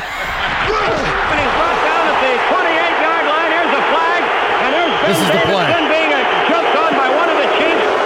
Holy Toledo, it's a free-for-all. Big Ben became a folk hero. Nowadays, quarterbacks are protected like endangered animals. No tackling low, no driving into the ground, and absolutely no hits to the head. I don't think I'd make it in the NFL today. This was Ben's specialty. In my defense, that was legal, and if you hit a quarterback in the face, there was no penalty for that, and knocked him down, that was a tackle. So life was simpler in the old days. Joe Namath had talked about how we were dirty players and this and that. I always felt that Oakland's defense wasn't quite as strong as Kansas City's defense, so I would rather, offensively speaking, play against Oakland. So we get to the game. Ben hits him. and he hits him so hard, I thought the guy was dead. So that next year, we go to play him, and they station a referee behind the quarterback, and he starts yelling, "Lay off." Don't touch them, leave them alone. I mean, that's not their job. Their job is to throw a flag after you whack them, not tell you not to. One time you were down the end, practically the end zone. Yeah. Davidson come at you, and he could have rat the hell out of you. No, he couldn't. The referee was right there telling him, stop. The ball was gone. He could have ratted. I wish he would have. That's 15 yards. Davidson came to embody the early Raiders mystique, a surly band of rogues who pushed the league's rules and even the team's owner to the limit. This is fun. Tying up Al Davis' son one day, actually taped him up, made a mummy out of him, and left him there between morning practice and afternoon practice in Santa Rosa, taped up, and it's a wonder he didn't die. But Madden liked that kind of stuff. He thought, look at them. They're ready. They're getting ready to play. Look what they've done to the owner's son. So... He excelled in an era of football when villainy trumped ordinary, when it was good to be bad. Ben was one of the first to realize this and capitalize on it. While Davidson's enormous stature did not get him into the Hall of Fame, he did have a hand in the induction of others. You know, I know I go into the Hall of Fame as a coach, and I know that I go into the Hall of Fame because of my players and what they did. All my players that are out there, stand up. My family, stand up. Just take your day. Remember Big Ben Davidson. You remember all these guys. I mean Fred Blitnikoff, the whole thing, Big Ben Davidson there. I mean, no, stand up, Ben. You stand up, enjoy the moment. This is ours, a whole bunch of you. I love you. Thank you very, very much. That's the best right there. Isn't that great? Coach John Madden, when he went in the Hall of Fame, said he'd never really had a job, never really had to work in his life. He's always gotten to do fun things, and I'm kind of the same way. Always figured anything I got out of football was all pretty much a gift. Everything worked out in the long run. I had some fun in life and got to do a lot of interesting things. Mosh, he's the guy. To me, that is the guy that absolutely embodies the spirit of the Oakland Raiders and changed the way the team plays, the way the team is marketed, the way that the team, everything about the Raiders is, I think, on the field because of Ben. Because he taped up Mark Davis and left him there. Isn't that a great story? Man, I wish there was a picture of that. Oh, my gosh. I know. Right? Good pick, Murph. Good pick. Thank you. What are we doing? See fans. Oh, my gosh. I messed up. Sorry about that. There he is, waiting, looking. He's under the gun. He's caught. He's thrown. It is.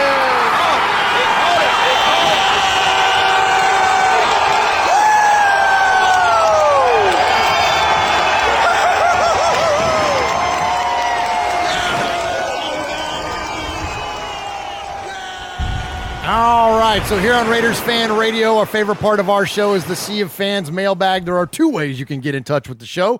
That is by calling us and leaving us a voicemail at 909-345-3346. That's 909-345-3346. Or you can email us, show@RaidersFanRadio.com, and send us a message that way.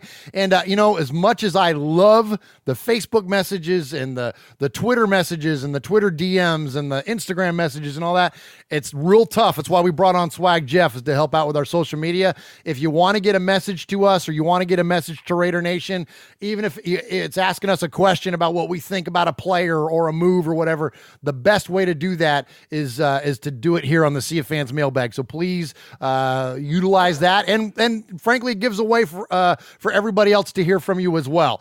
So we appreciate those other communications, but the best way is to hit us up on the Sea of Fans mailbag. And so, Mosh, we have a thing we call around here called a made man or a made woman, and that is when you call the show and you leave your message 3 times, and we play it on the show, you become a made man. That's why our shirts say "Get Made" on them, as you see behind Uncle Mosh there. Of course, and you can buy one of those Get Made shirts at RaidersFanRadio.com/t-shirts. So you become a made man. Well, every crew needs a captain. or a capo. That's right. Right? And so the made man of the made men is Aaron, the Q-Dog Raider. And so we always feature in our Sea of Fans mailbag. Our opening segment is from the capo. So let's hear from him. Greetings, Don Murph, Consigliere and Spotlight Award-winning Best Director, Uncle Mosh, Underboss Sonny, Little Murph, Nation, Aaron Q-Dog Raider, your capo, coming to you from the great state of Texas. John Gruden was out there recently, and he spoke to NBC Sports' Peter King, giving copy out there, talking about Vontaze Burfict and, of course, AB and their relationship. Ringmaster Gruden went on to say that, hey, they're good. They even played a game of Family Feud. Now, he said that June, May, April, these are the months that it's all. I'm sorry, I'm going to stop it real quick. When Aaron's call, it kind of dipped out. I think he was maybe had a bad cell signal for a moment. And so if it sounds like it jumps around a couple times, that's why. It's not him. It was me. I edited it together. So there was okay. Gotcha. So just to let you know. Almost like church. Everybody gets a chance to stand up, shake hands with John. John doesn't get a chance to know Paul, so on and so forth. There was a black team, silver team, and they had Burfict and Brown on the same team, and, they ended up winning. I think one of the questions quoted Chucky was, it was a hell of a game. One of the questions was, of course, these guys were talking about Nike and Wrangler. These guys don't know shit about fashion. Hey, but they did great. Got some laughs. These days, you got to think outside the box. Let there be detente in the building. Raiders left tackle Colton Miller, up 18 pounds, says he's expected to play better and will be better this year. But you know what? After playing hurt last year, we'll see how this goes. Apparently, free agent signee Trent Brown is going to move to right tackle. Looks like Colton Miller's going to have to live out his creed and be that left tackle we want him to be. Chucky, he wasn't done giving up quotes, remarking about second-year behemoth Brandon Marker. Well, he's another guy that came back stronger. You know what? He came back married. He's back heavier, and they might even give him a flyer at left guard. I find that ironic. I mean, he's 6'8", and that's awful tall for a guard, but #Fire Cable once took the 6'7" Robert Gallery and made him a serviceable guard, so we'll see. Speaking of guards, there's been a little hay made in the news recently about Richie. I'll pop the trunk of my dad's funeral, Incognito, if that's his real name. I mean, seriously, Incognito is now a Raider on a one-year show-me deal. After 2 off-season arrests, I don't know how this is going to go. Looks like suspensions are coming. Goodell, we can't stand him, but he can't stand us worse. Today is Wednesday, May 29th, and Nick Bosa is already out with an injured hammy. Hey, way to make the 49ers great again, jackass. Adam Pac-Man Jones announced his retirement from the NFL, and Scrippers Worldwide are giving a booty clap in silence for his departure. Chris Long, son of Howie Long, Raider great, announced his retirement and admitted that he hit the chronic. Imagine that. Why did we ever fail to make this guy a Raider again? I simply don't understand. The hit list, short and sweet, Johnny Townsend, punter, Florida. But more seriously, Ben Roethlisberger's apology to AB. Tap that. Double tap that. To hell with Roethlisberger. And on a very, very sincere note and respect given to the boy wonder, B-Dog, in a pasture, who graduated from high school this May. Woo! Congratulations, B-Dog. Good job, B-Dog. Awesome. And great call from Aaron. Man, when he busted out with Adam Pac-Man Jones and Scrippers with their booty clap. Moment of silence. You're the best, Aaron. That's so good. Oh, so my good. gosh. All right, so that we heard from our capo. So Uncle Mosh, the other guy we typically kick off the show or this segment with is Paul. And now Paul is in Shropshire, England, in the UK. We joke that he is in Shropshire, Mississippi, because he is west of Birmingham. And so we often. What am I? I'm messing up here. You're just trying to say that we kid about that. And, yes, thank you. And we have fun with that. We have fun with that. And we have a lot of fun with Paul. And Paul is a man of many hats. He's a man of many titles now. Gosh. But he's only got one name, Mosh. He's got one first name, and that is Paul. And and everybody knows him as, hey, it's Paul. It's Paul. And I don't know why, man. Sometimes things just pop into my head, and I thought, what'd be fun? What's that? Let's give Paul his own intro. Like we had an intro. We have one for Aaron, right, for Capo that we have that we'll play once in a while. And I thought once in a while it'd be fun to play an intro for Paul. And so I thought, what better than just to have 30 seconds of Paul? I love it. Paul. Paul. Paul. Paul. Paul. Paul. Paul. Paul. Paul. Paul. Paul. Paul. Paul. Paul. Paul. Paul. Claude. Claude. Claude. Paul. Paul. Paul. Paul. Paul. Paul. Paul. Your name, Paul? Hello. Paul. Hello. Paul. I met him with Paul. Who? Paul. Paul. Yes, Paul. Paul's not here. Hey, Paul. Paul. Hi. I'm Paul.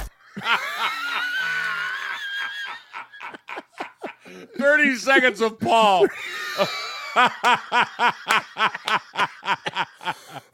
Oh, my God. I love it. I love it. I hope you enjoyed that, Paul. So there you go.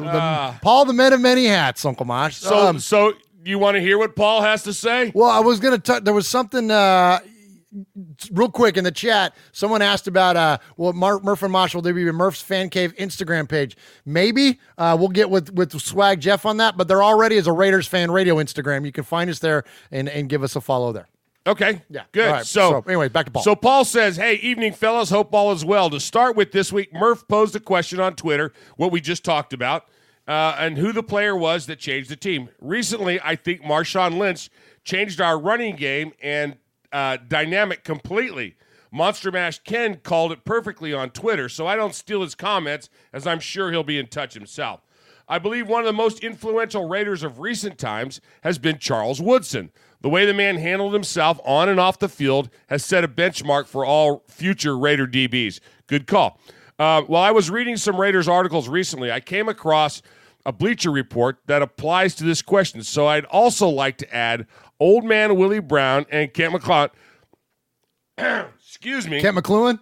Kent McLuhan, who were the originators of the bump and run defense. Oh, good call. Good call. I love the double bubble on that with Willie Brown and Kent. Yeah. So not only did they influence the Raiders, they changed the defense mindset of the game. Yes. That was a well thought out. That's the spirit of the question there. Yeah. That's perfect, Paul. Good job. I guess the biggest piece of news to hit the last 24 hours has been the signing of Richie. I was a little concerned as to what this might do to the locker room, given his well-publicized personal issues, but I trust the Gruden-Mayock decision-making process, so if they're happy, then so am I. I would hope the rest of the guys will welcome him and move forward, as he's a real beast that fills a need on the team, and as Mr. Mayock says, you can't have all Boy Scouts. Yep. Good call. Good Holy call. mackerel. Yeah. I would also be a little hypocritical to love and adore our badasses of the past, to not let this guy have a fair crack at redemption. Let's face it, he's been a captain on the 70s team, and there's a lot he needs to get through before the season starts, so let's see what happens. Following the sad passing of Bart Starr earlier this week, I was reading a few articles about how much he was looked up to by so many people, and a few reporters said he was the only player they wished they had played for their team. So there's a question for you guys. Which player from another team did you always wish had played for the Raiders? Ooh. Mine was Walter Payton. Oh, good one. Holy mackerel. Paul is on fire Paul's today. On fire. That's a freaking amazing question. All right, I'm going to write that down because I want to put a pin in a couple things he said. Yeah. Finally, during episode 129, I was given the title of the Sizzler Scorekeeper. It's always an honor to be given a title, and I've been called a lot worse. Haven't we all, Paul? However, it does seem to me that such a title has to be earned. So I've decided that I'll go back through the archives of the show and find out just who is leading the Sizzler. Oh, my gosh. In fact, I've already started the process, and I'll let you know what I find out. Very cool, man. You rock, Paul. My emails in the future may become shorter, as the signature line will take up most of the room. Love you, Raider Nation. Regards. And here's his signature line. All right. Paul Egerton, the Sizzler Scorekeeper, from Shropshire, Mississippi. Proud made man. One-time winner of the Raiders Fan Radio Sizzler. That was a good paragraph and a half. Great job, Paul. Man, so some awesome questions. All right, so I gotta we're gonna run short on time, so I'll keep my answers brief. But I would say this, Mosh, in terms of the Richie Incognito signing, I love it, and I love it because not only does it fill a need, but every goal scorer needs an enforcer. Yep. To every Wayne Gretzky, there's a Marty McSorley, and just let somebody go over there and pull a Ben Davidson on Derek Carr now. Oh, yeah. You just let somebody go over there and mess with DC. Richie Incognito is going to be all up in there. You know what I mean? Like, I love that about this signing. That is a guy that you want to talk about bringing some grit, bringing some scrap, bringing some attitude. That's the kind of guy that you want to have influencing Colton Miller, Brandon Parker, right? And I think it's a nice contrast to the more stoic, quiet leadership of a Rodney Hudson, who's not that guy. He's the best player at his position on our football team, but he's not that kind of like, borderline crazy tough guy that Incognito is. So I think it's a good balance. I like it. I'm a big fan of it. What do you think? I do. I agree.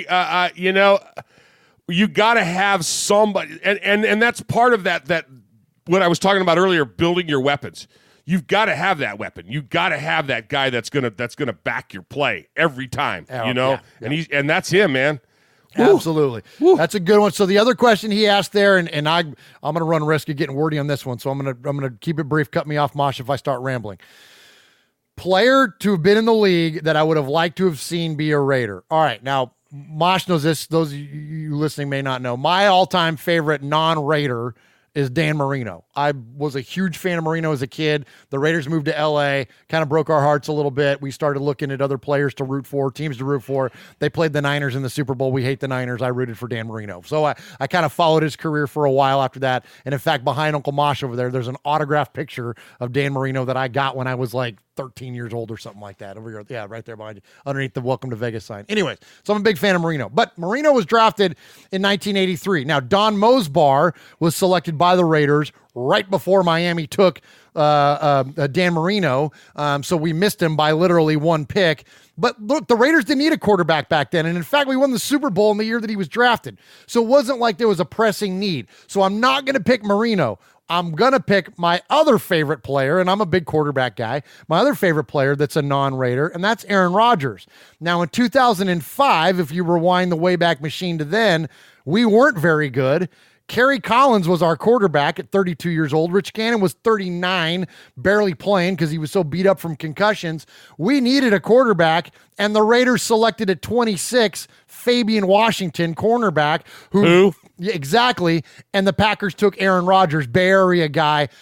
I think that would have been, to this day, think about what the Raiders would look like today in 2019 if we pull the trigger on Aaron Rodgers back in 2005. Now, I'm adding a little bit of a caveat into your question, Paul, for players that I would have liked to have seen be Raiders, but I'm picking that because not only did we have a shot at him, we missed him, and it still, to this day, would have been amazing to have Aaron Rodgers in silver and black. What do you think, Mike? Ooh, that would have been amazing. It would have changed the whole complexion of, But then, then we would have been talking about all the Super Bowls we won. Yeah, exactly. But it's easy to say Lawrence Taylor, or you think about about the greatest players of all time. Well, sure, I would have liked to see them be Raiders, but I really like Aaron Rodgers. I think that he would have been a great Raider. Like I said, he's a Bay Area guy. I went to Chico from Chico, and you know what I mean. See, mine was me and Jesse Rosales. We have the same one, Mean Joe Green. I loved, and it's from and I hated him. You hated him. I hated Joe Green because he played for the Stinklers, and Stinklers. Yeah, I just made that up. I just made it up. That's a good one, the Stinklers. But I love the guy, man. I mean, he did the Coke commercials, Yeah.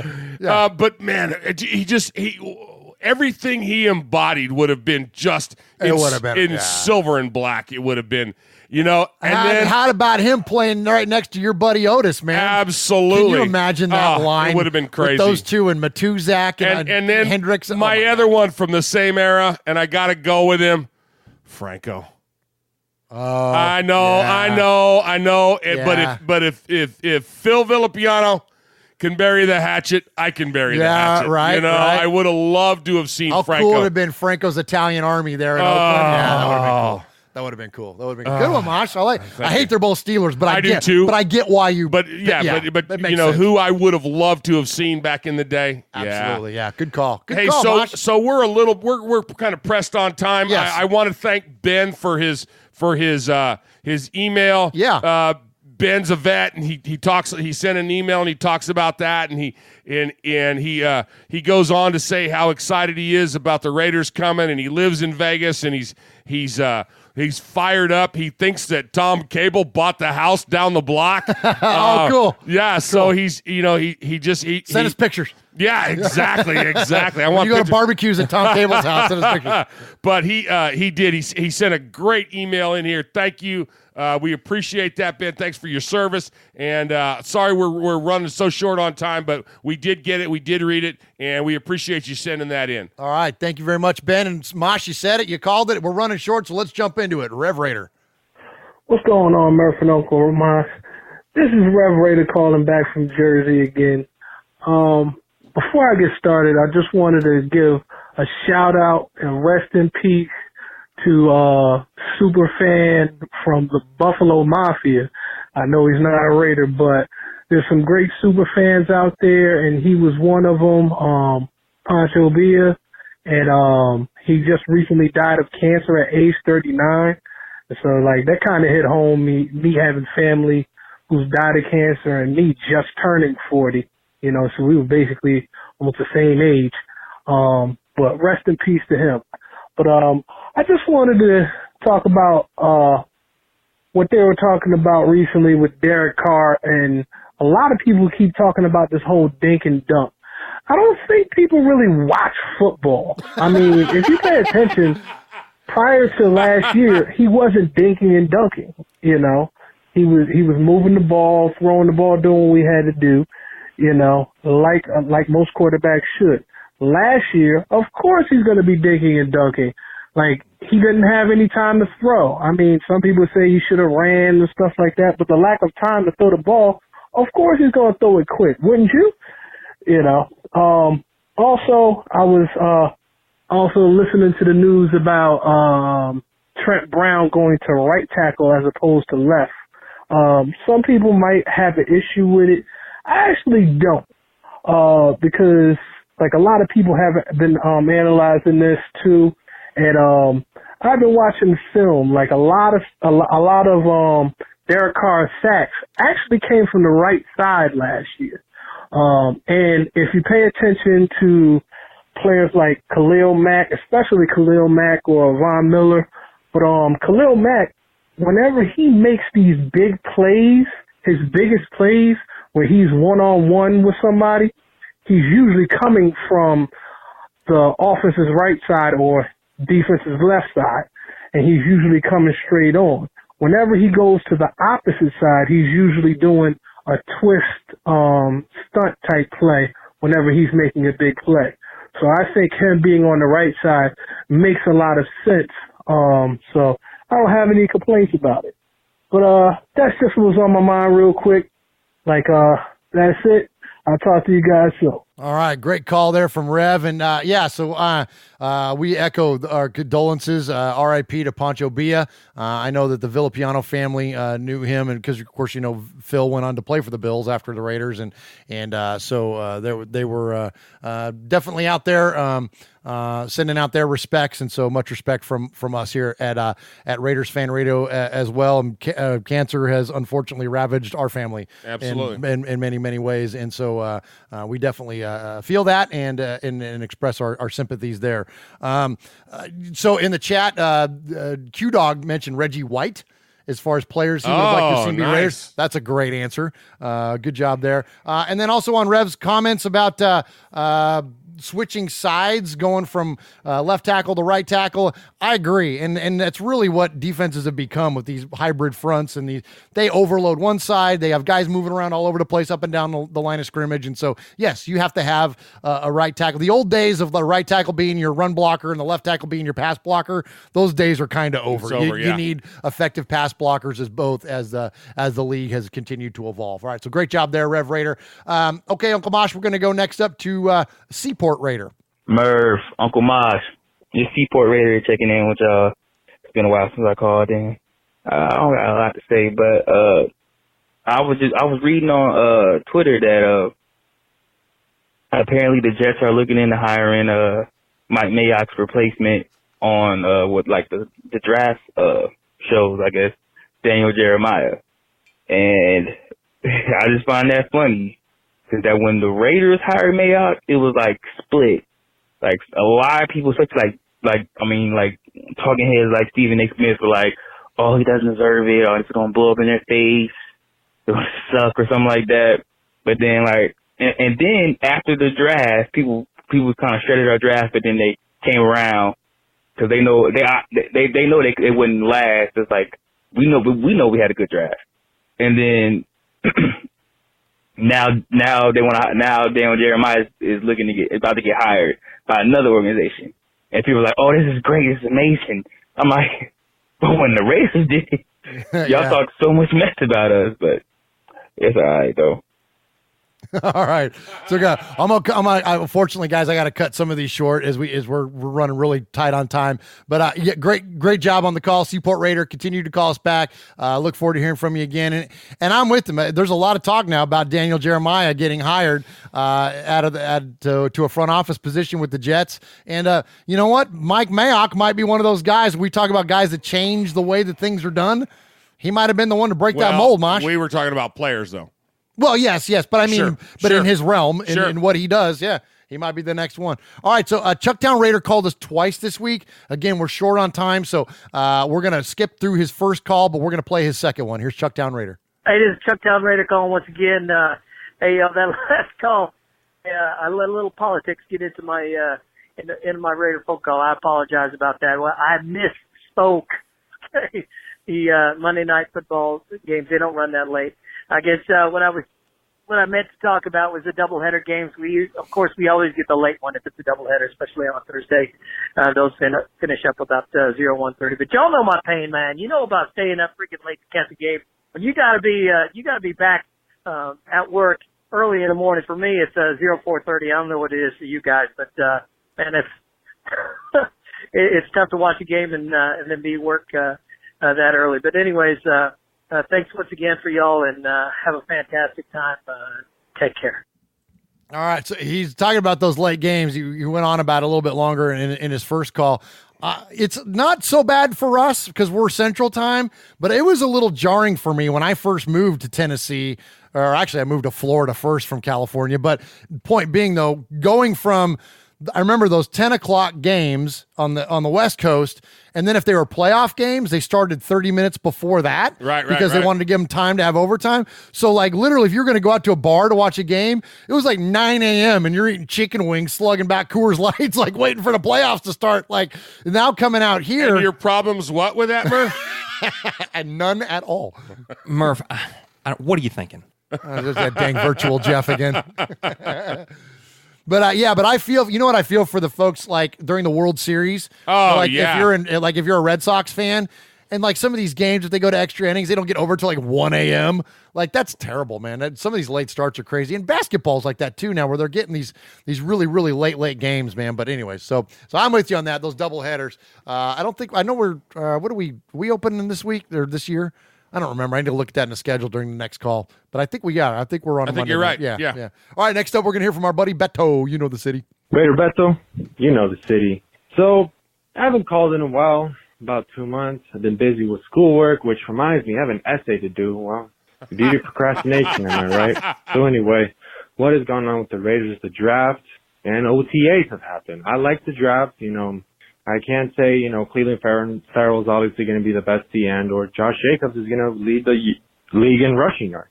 We have to wait and see until they play the first game of the season. You can't crown them yet. What if what's this guy? Seventh round pick. I can't remember his name. What if he becomes the elite superstar, not Cleveland Farrell? So you just gotta wait and see. Don't crown him yet. So I like it, but you know what? I like even more. Derek Carr was like, this is my team, and I'm staying. Damn right it is your team. So I don't want to hear no more Derek Carr haters. Sound like a broken record right now. But, Derek Carr's my quarterback, and he wants to play for the team. Unlike some, Armani Exchange Cooper in 89, who's now 19, who is still trying to get his contract with the Cowboys. So, dodge the bullet there. Go but anyway, figure. Just wanted to call in, see how you guys are doing, I'm just doing homework right now. This mess is about to be over. So, as always, go Raiders. Stay in school, kids. Good job, Brett. Good job, Beto. Appreciate the phone call as always. And so the Raiders, we're on Monday Night Football against the Broncos. Duh, I knew that. So we are going to open up the season this year against the Donks, and it will be a late game. It's a 9:20 start time. I know, it's crazy. So, all right, great job, Beto. Appreciate the phone call. Keep them coming. And next up, Uncle Mosh, we're going to hear from our buddy Mojo in San Diego. Murph, Mosh, Mojo from San Diego, where it never rains. Funny story. It's raining. Driving down the highway, I was going to carve some information in my dashboard. Anyway, baby. Calling you on my hands-free device here because I almost lost my mind. Some dude in the truck was tailgating me, kind of making his hand signals and acting like a fool. So I thought I was going to have to maybe get into a scrap, man. I didn't know what was going on. I got the boys in the truck with me. We're coming home from school and work. Well, then the guy gets around me and I look, and guess what he's got? He's got a Kansas City Queef sticker on the back of his truck. So I'm pretty sure he saw my nation sticker and wanted to start some crap with me. Cooler heads prevailed. I didn't, because it was raining, I didn't get too crazy on the highway there and act like a fool and jeopardize or, get a chance of getting into a wreck or anything like that. I did high beam him, for a solid, 4 miles. And he knew I was behind him. But, just, made me want to call you guys. I hadn't called in a while. Great off season. Looking forward to the season. I think we're going to make our way up to the Cincinnati Bengals game, in Oakland this year. It'll be the boys' first and last trip to the Coliseum. Just win, baby. All right, awesome job. We need to change his name to High Beam Mojo. High Beam Mojo. So Mojo is a leader in the world's greatest Navy and probably could have killed whoever that was with a finger. Absolutely. You know what I mean? So probably a good thing you didn't stop there. Yeah. Glad cooler heads prevail. But isn't that fun? He might have got to know Q Dog real well. Yeah. Oh man, great call, Mojo, man. Good to hear from you, my friend, and keep them coming for sure. All right, Uncle Mosh. So we got virtual Jeff, and now we got Uncle teacher. Mosh. You're the smartest man alive. Oh my gosh, you're killing me. Let's hear from him. He called in. Murph, Mosh, it's and Jeff, or should I say, Swag Jeff? I'm digging the name. I love it. I started listening to 129, and in the first 10 minutes, I owed Mosh $100. So I wasn't sure what my new nickname was going to be because I had actually texted Murph before the show, hey, what's my new name going to be? And he said, well, listen to the show and you'll find out. So I was afraid it was going to be like Mooch Jeff or something like that, or, something like that. But no, I'm digging it. And, I did have to buy a shirt.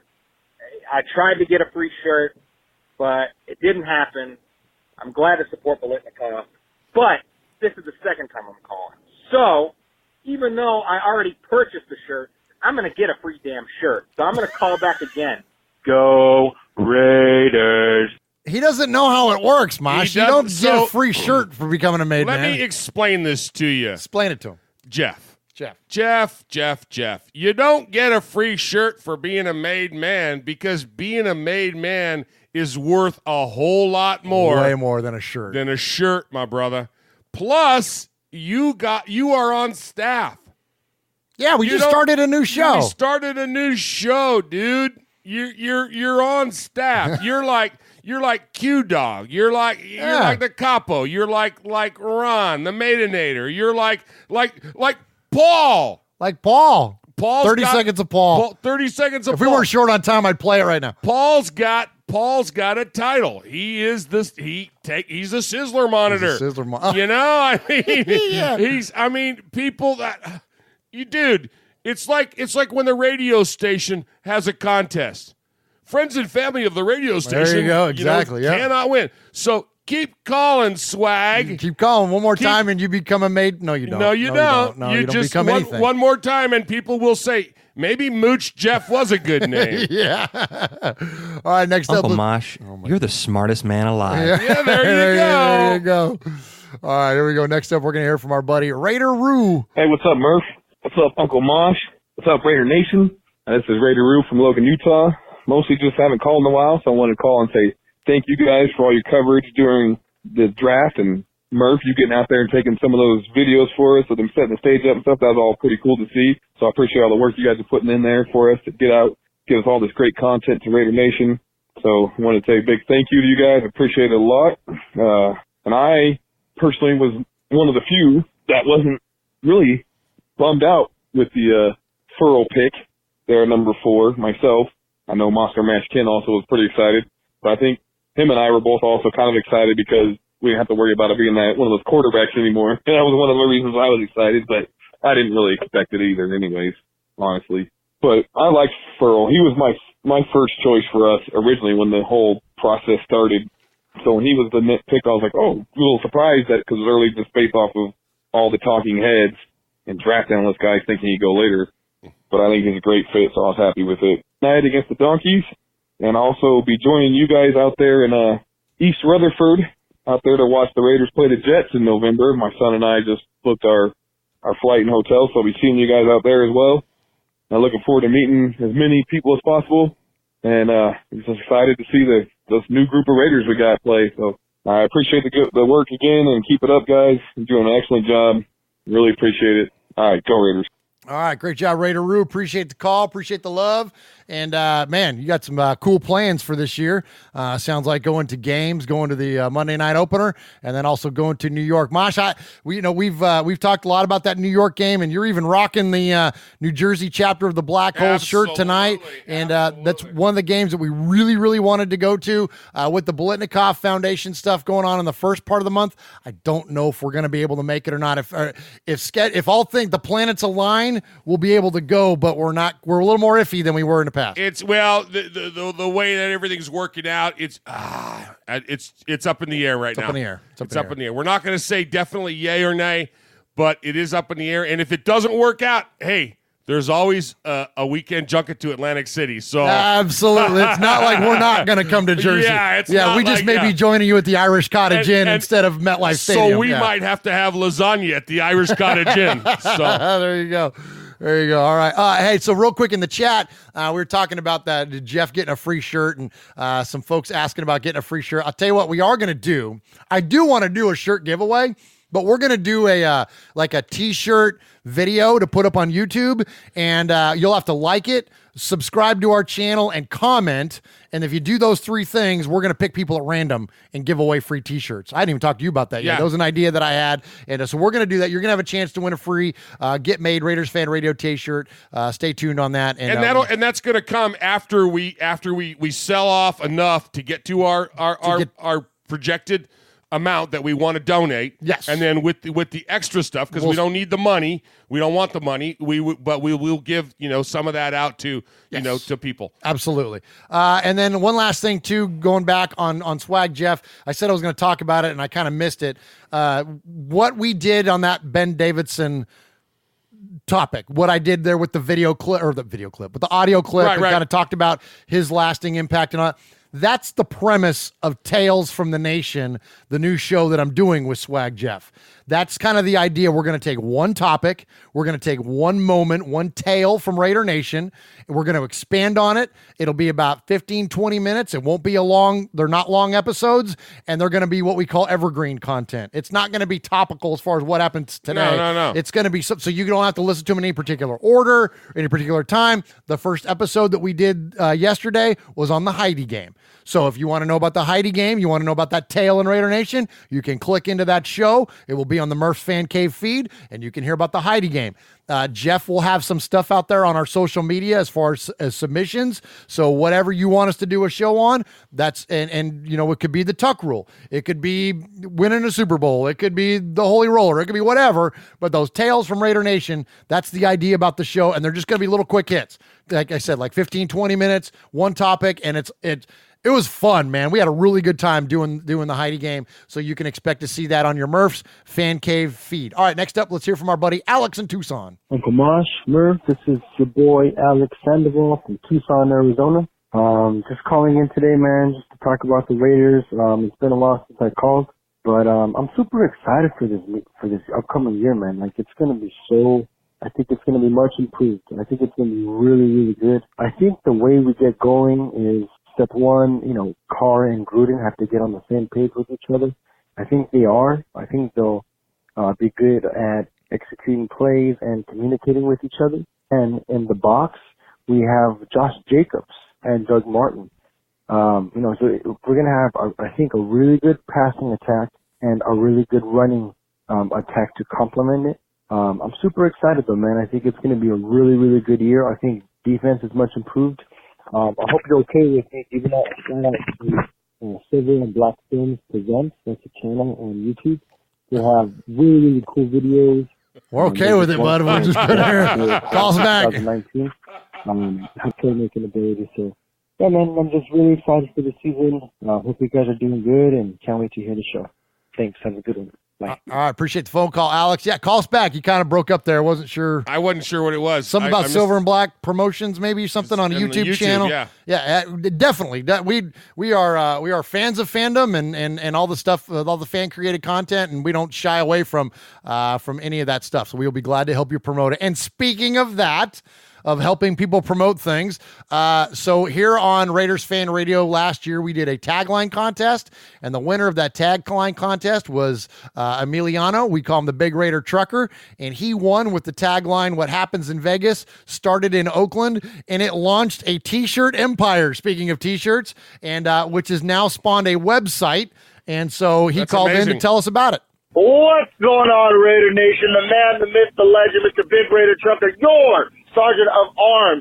Just want to say, what's going on, fellas? Miss you. I know it's been a long time. Been going MIA. Let's just say Raider Jeff has me running around. My goodness. Okay, I know I got 3 minutes, so check this out. 1, BigRaiderTrucker.com. That's all I'm going to say.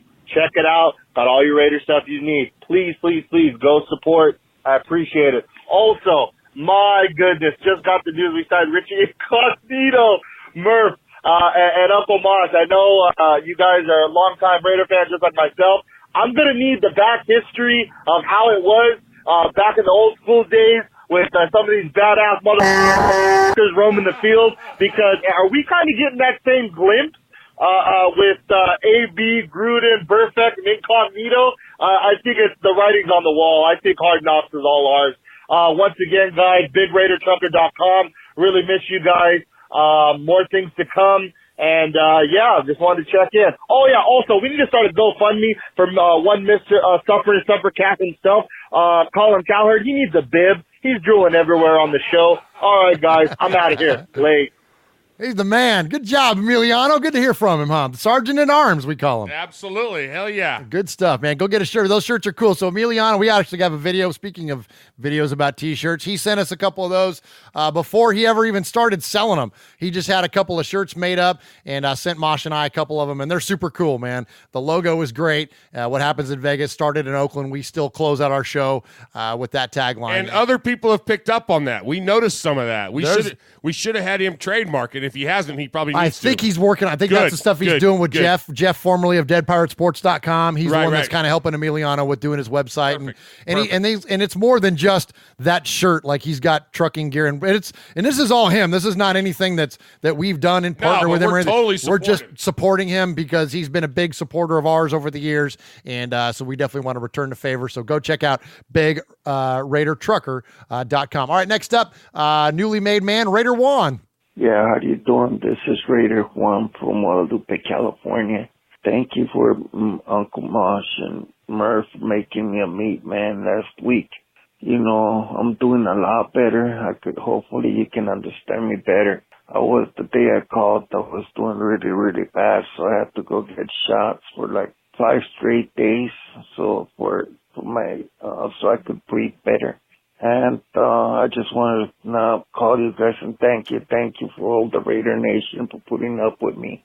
And you were asking about a game, that I've gone. I went to the Raiders game in L.A. when they were the L.A. Raiders when Mike Shanahan got fired.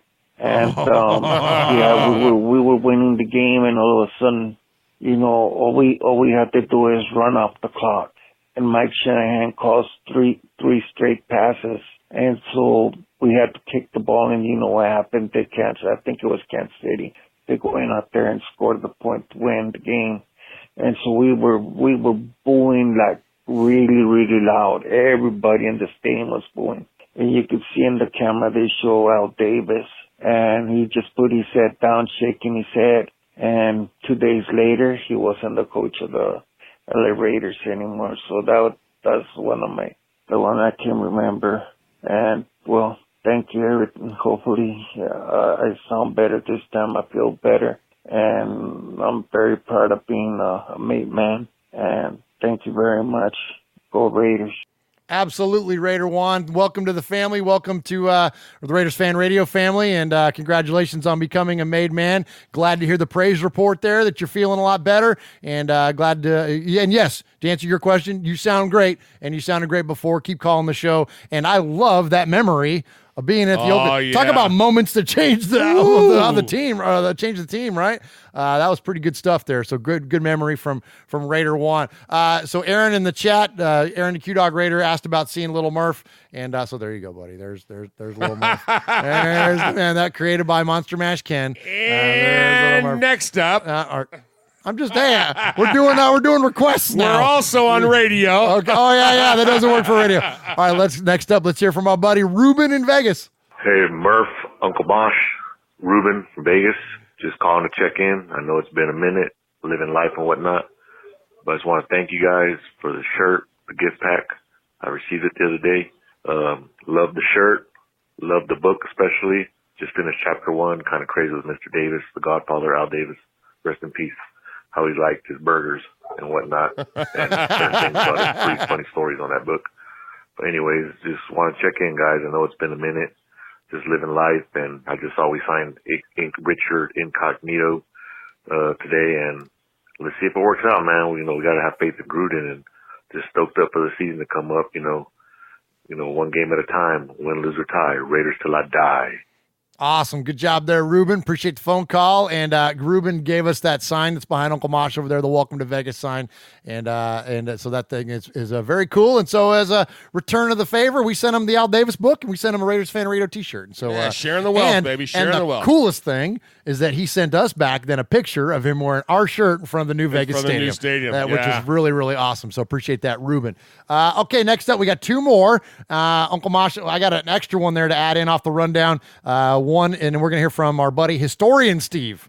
Hey, Murph Mosh, this is Houston Raider Steve. Just want to get your opinion about Richie Incognito. Could this be another Barrett Robbins redo? Anyway, I was listening to Mikey do his thing from last night, and he says that Mike Mayock and the Raiders have stipulation that if he messes up, gets in trouble, then they could he's no longer on the team. Just want to get your thoughts on it. Great show, and I'm pumped up about all these acquisitions we're doing.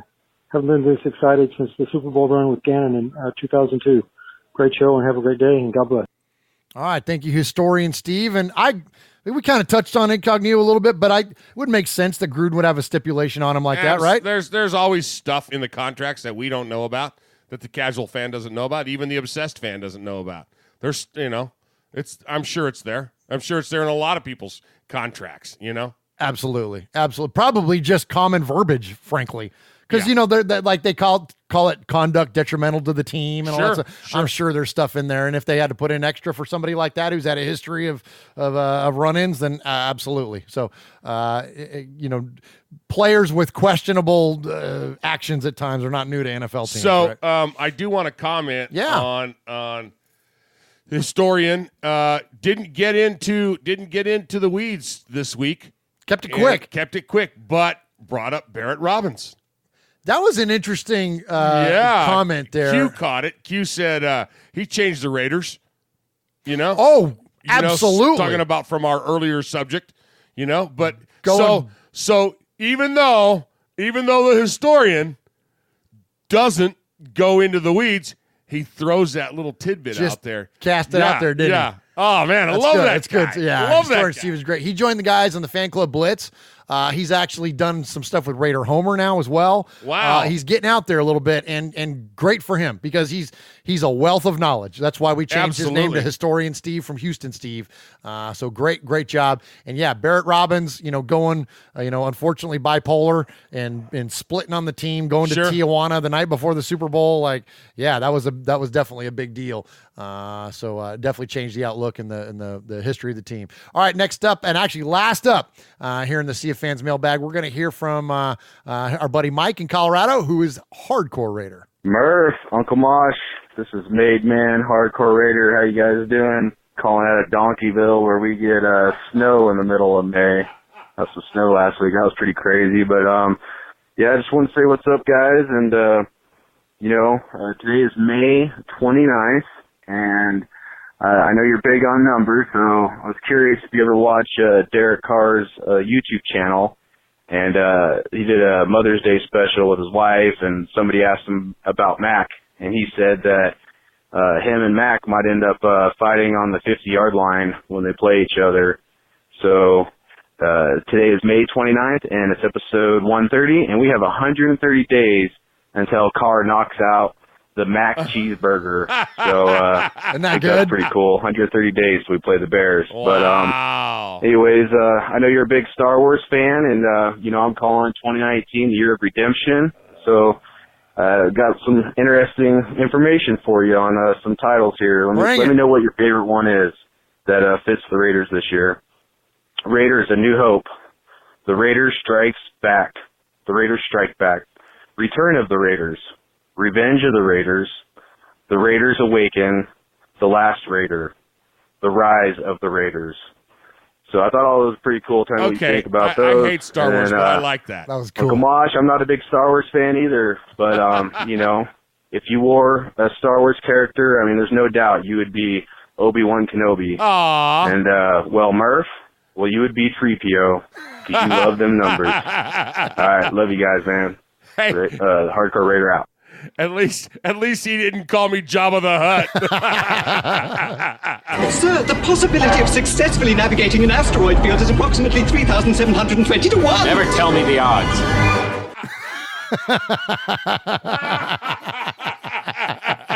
That was awesome. Oh, man. It's a great call there from Hardcore Raider, man. I love it. My vote would be the Rise of the Raiders, because I think, look, we're down last year, 4-12, and we're coming back, baby. No, I'm going with the number one, A New Hope. A New Hope? But who is the New Hope? Mayock? We are the New Hope. Mayock. No, sorry, the Raiders are the New Hope. Raiders are the New Hope. I like it. That's good, man. All right, so let me wrap this up. Wrap it up. See you fans. All right, so we kicked it off about 2 hours ago with with Ray saying, hey, people don't watch football. And he was talking about all the craziness. People, what do they see? And Seaport Raider was talking about the flip flop of fans, and we had our historian quoting Mikey, bringing up Barrett Robbins. Charlie was chimed in about how much late games suck. And of course we can't forget Beto. Beto, do your homework. Okay, Swag Jeff. I'm sorry, Mooch Jeff, trying to beg off. Holy moly. And Raider Roo, who lives in Logan, Utah, where I lived at one time when I was at Hill Air Force Base there. Oh, but nice. Anyway, he was excited about the pick. Alex in Tucson. He broke up a little bit in the middle, so we didn't quite get all his stuff. Big Raider Trucker, man, launched his website. I'll fire it up for him.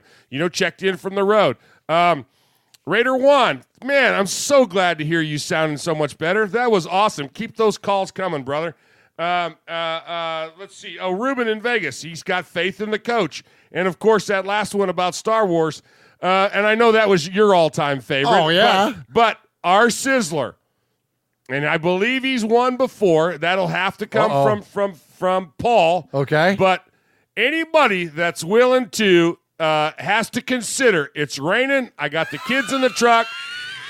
Do I defend the nation and stop and put a whooping on a Kansas City queef, to quote him, and then says, nah, I'll just ride him for the next 4 miles. The Sizzler Award has to go to High Beam Mojo. Sizzler. Sizzler. Sizzler. Sizzler. Sizzler. Sizzler. Sizzler. Great job, Mojo, man. That's funny. That is too good. And great job, Uncle Mosh, there on the Sizzler and on the rundown. I appreciate all the calls. Sorry, I know we kind of crushed through some of them. We got a little windy earlier talking about Cinnamon Toast Crunch and a handful of other things, but look, we had a lot to get to. So, there's a lot of Raider news, man. There's a lot of stuff to talk to still every week, but we appreciate all of you, and keep them coming, and we will definitely, it's still the favorite part of our show. And again, I apologize we cut it short, but keep them coming nonetheless. Yeah. No. Wait. It's your turn. Oh, yeah. Yeah. You know what I forgot to do? The I Rogues forgot Gallery. to do that right there. We are Metallica, and we are here for your Oakland Raiders! You know why we out here, and we ain't playing around today. From The Walking Dead to errant Jedi Knights, Raiders fans are a rogues gallery.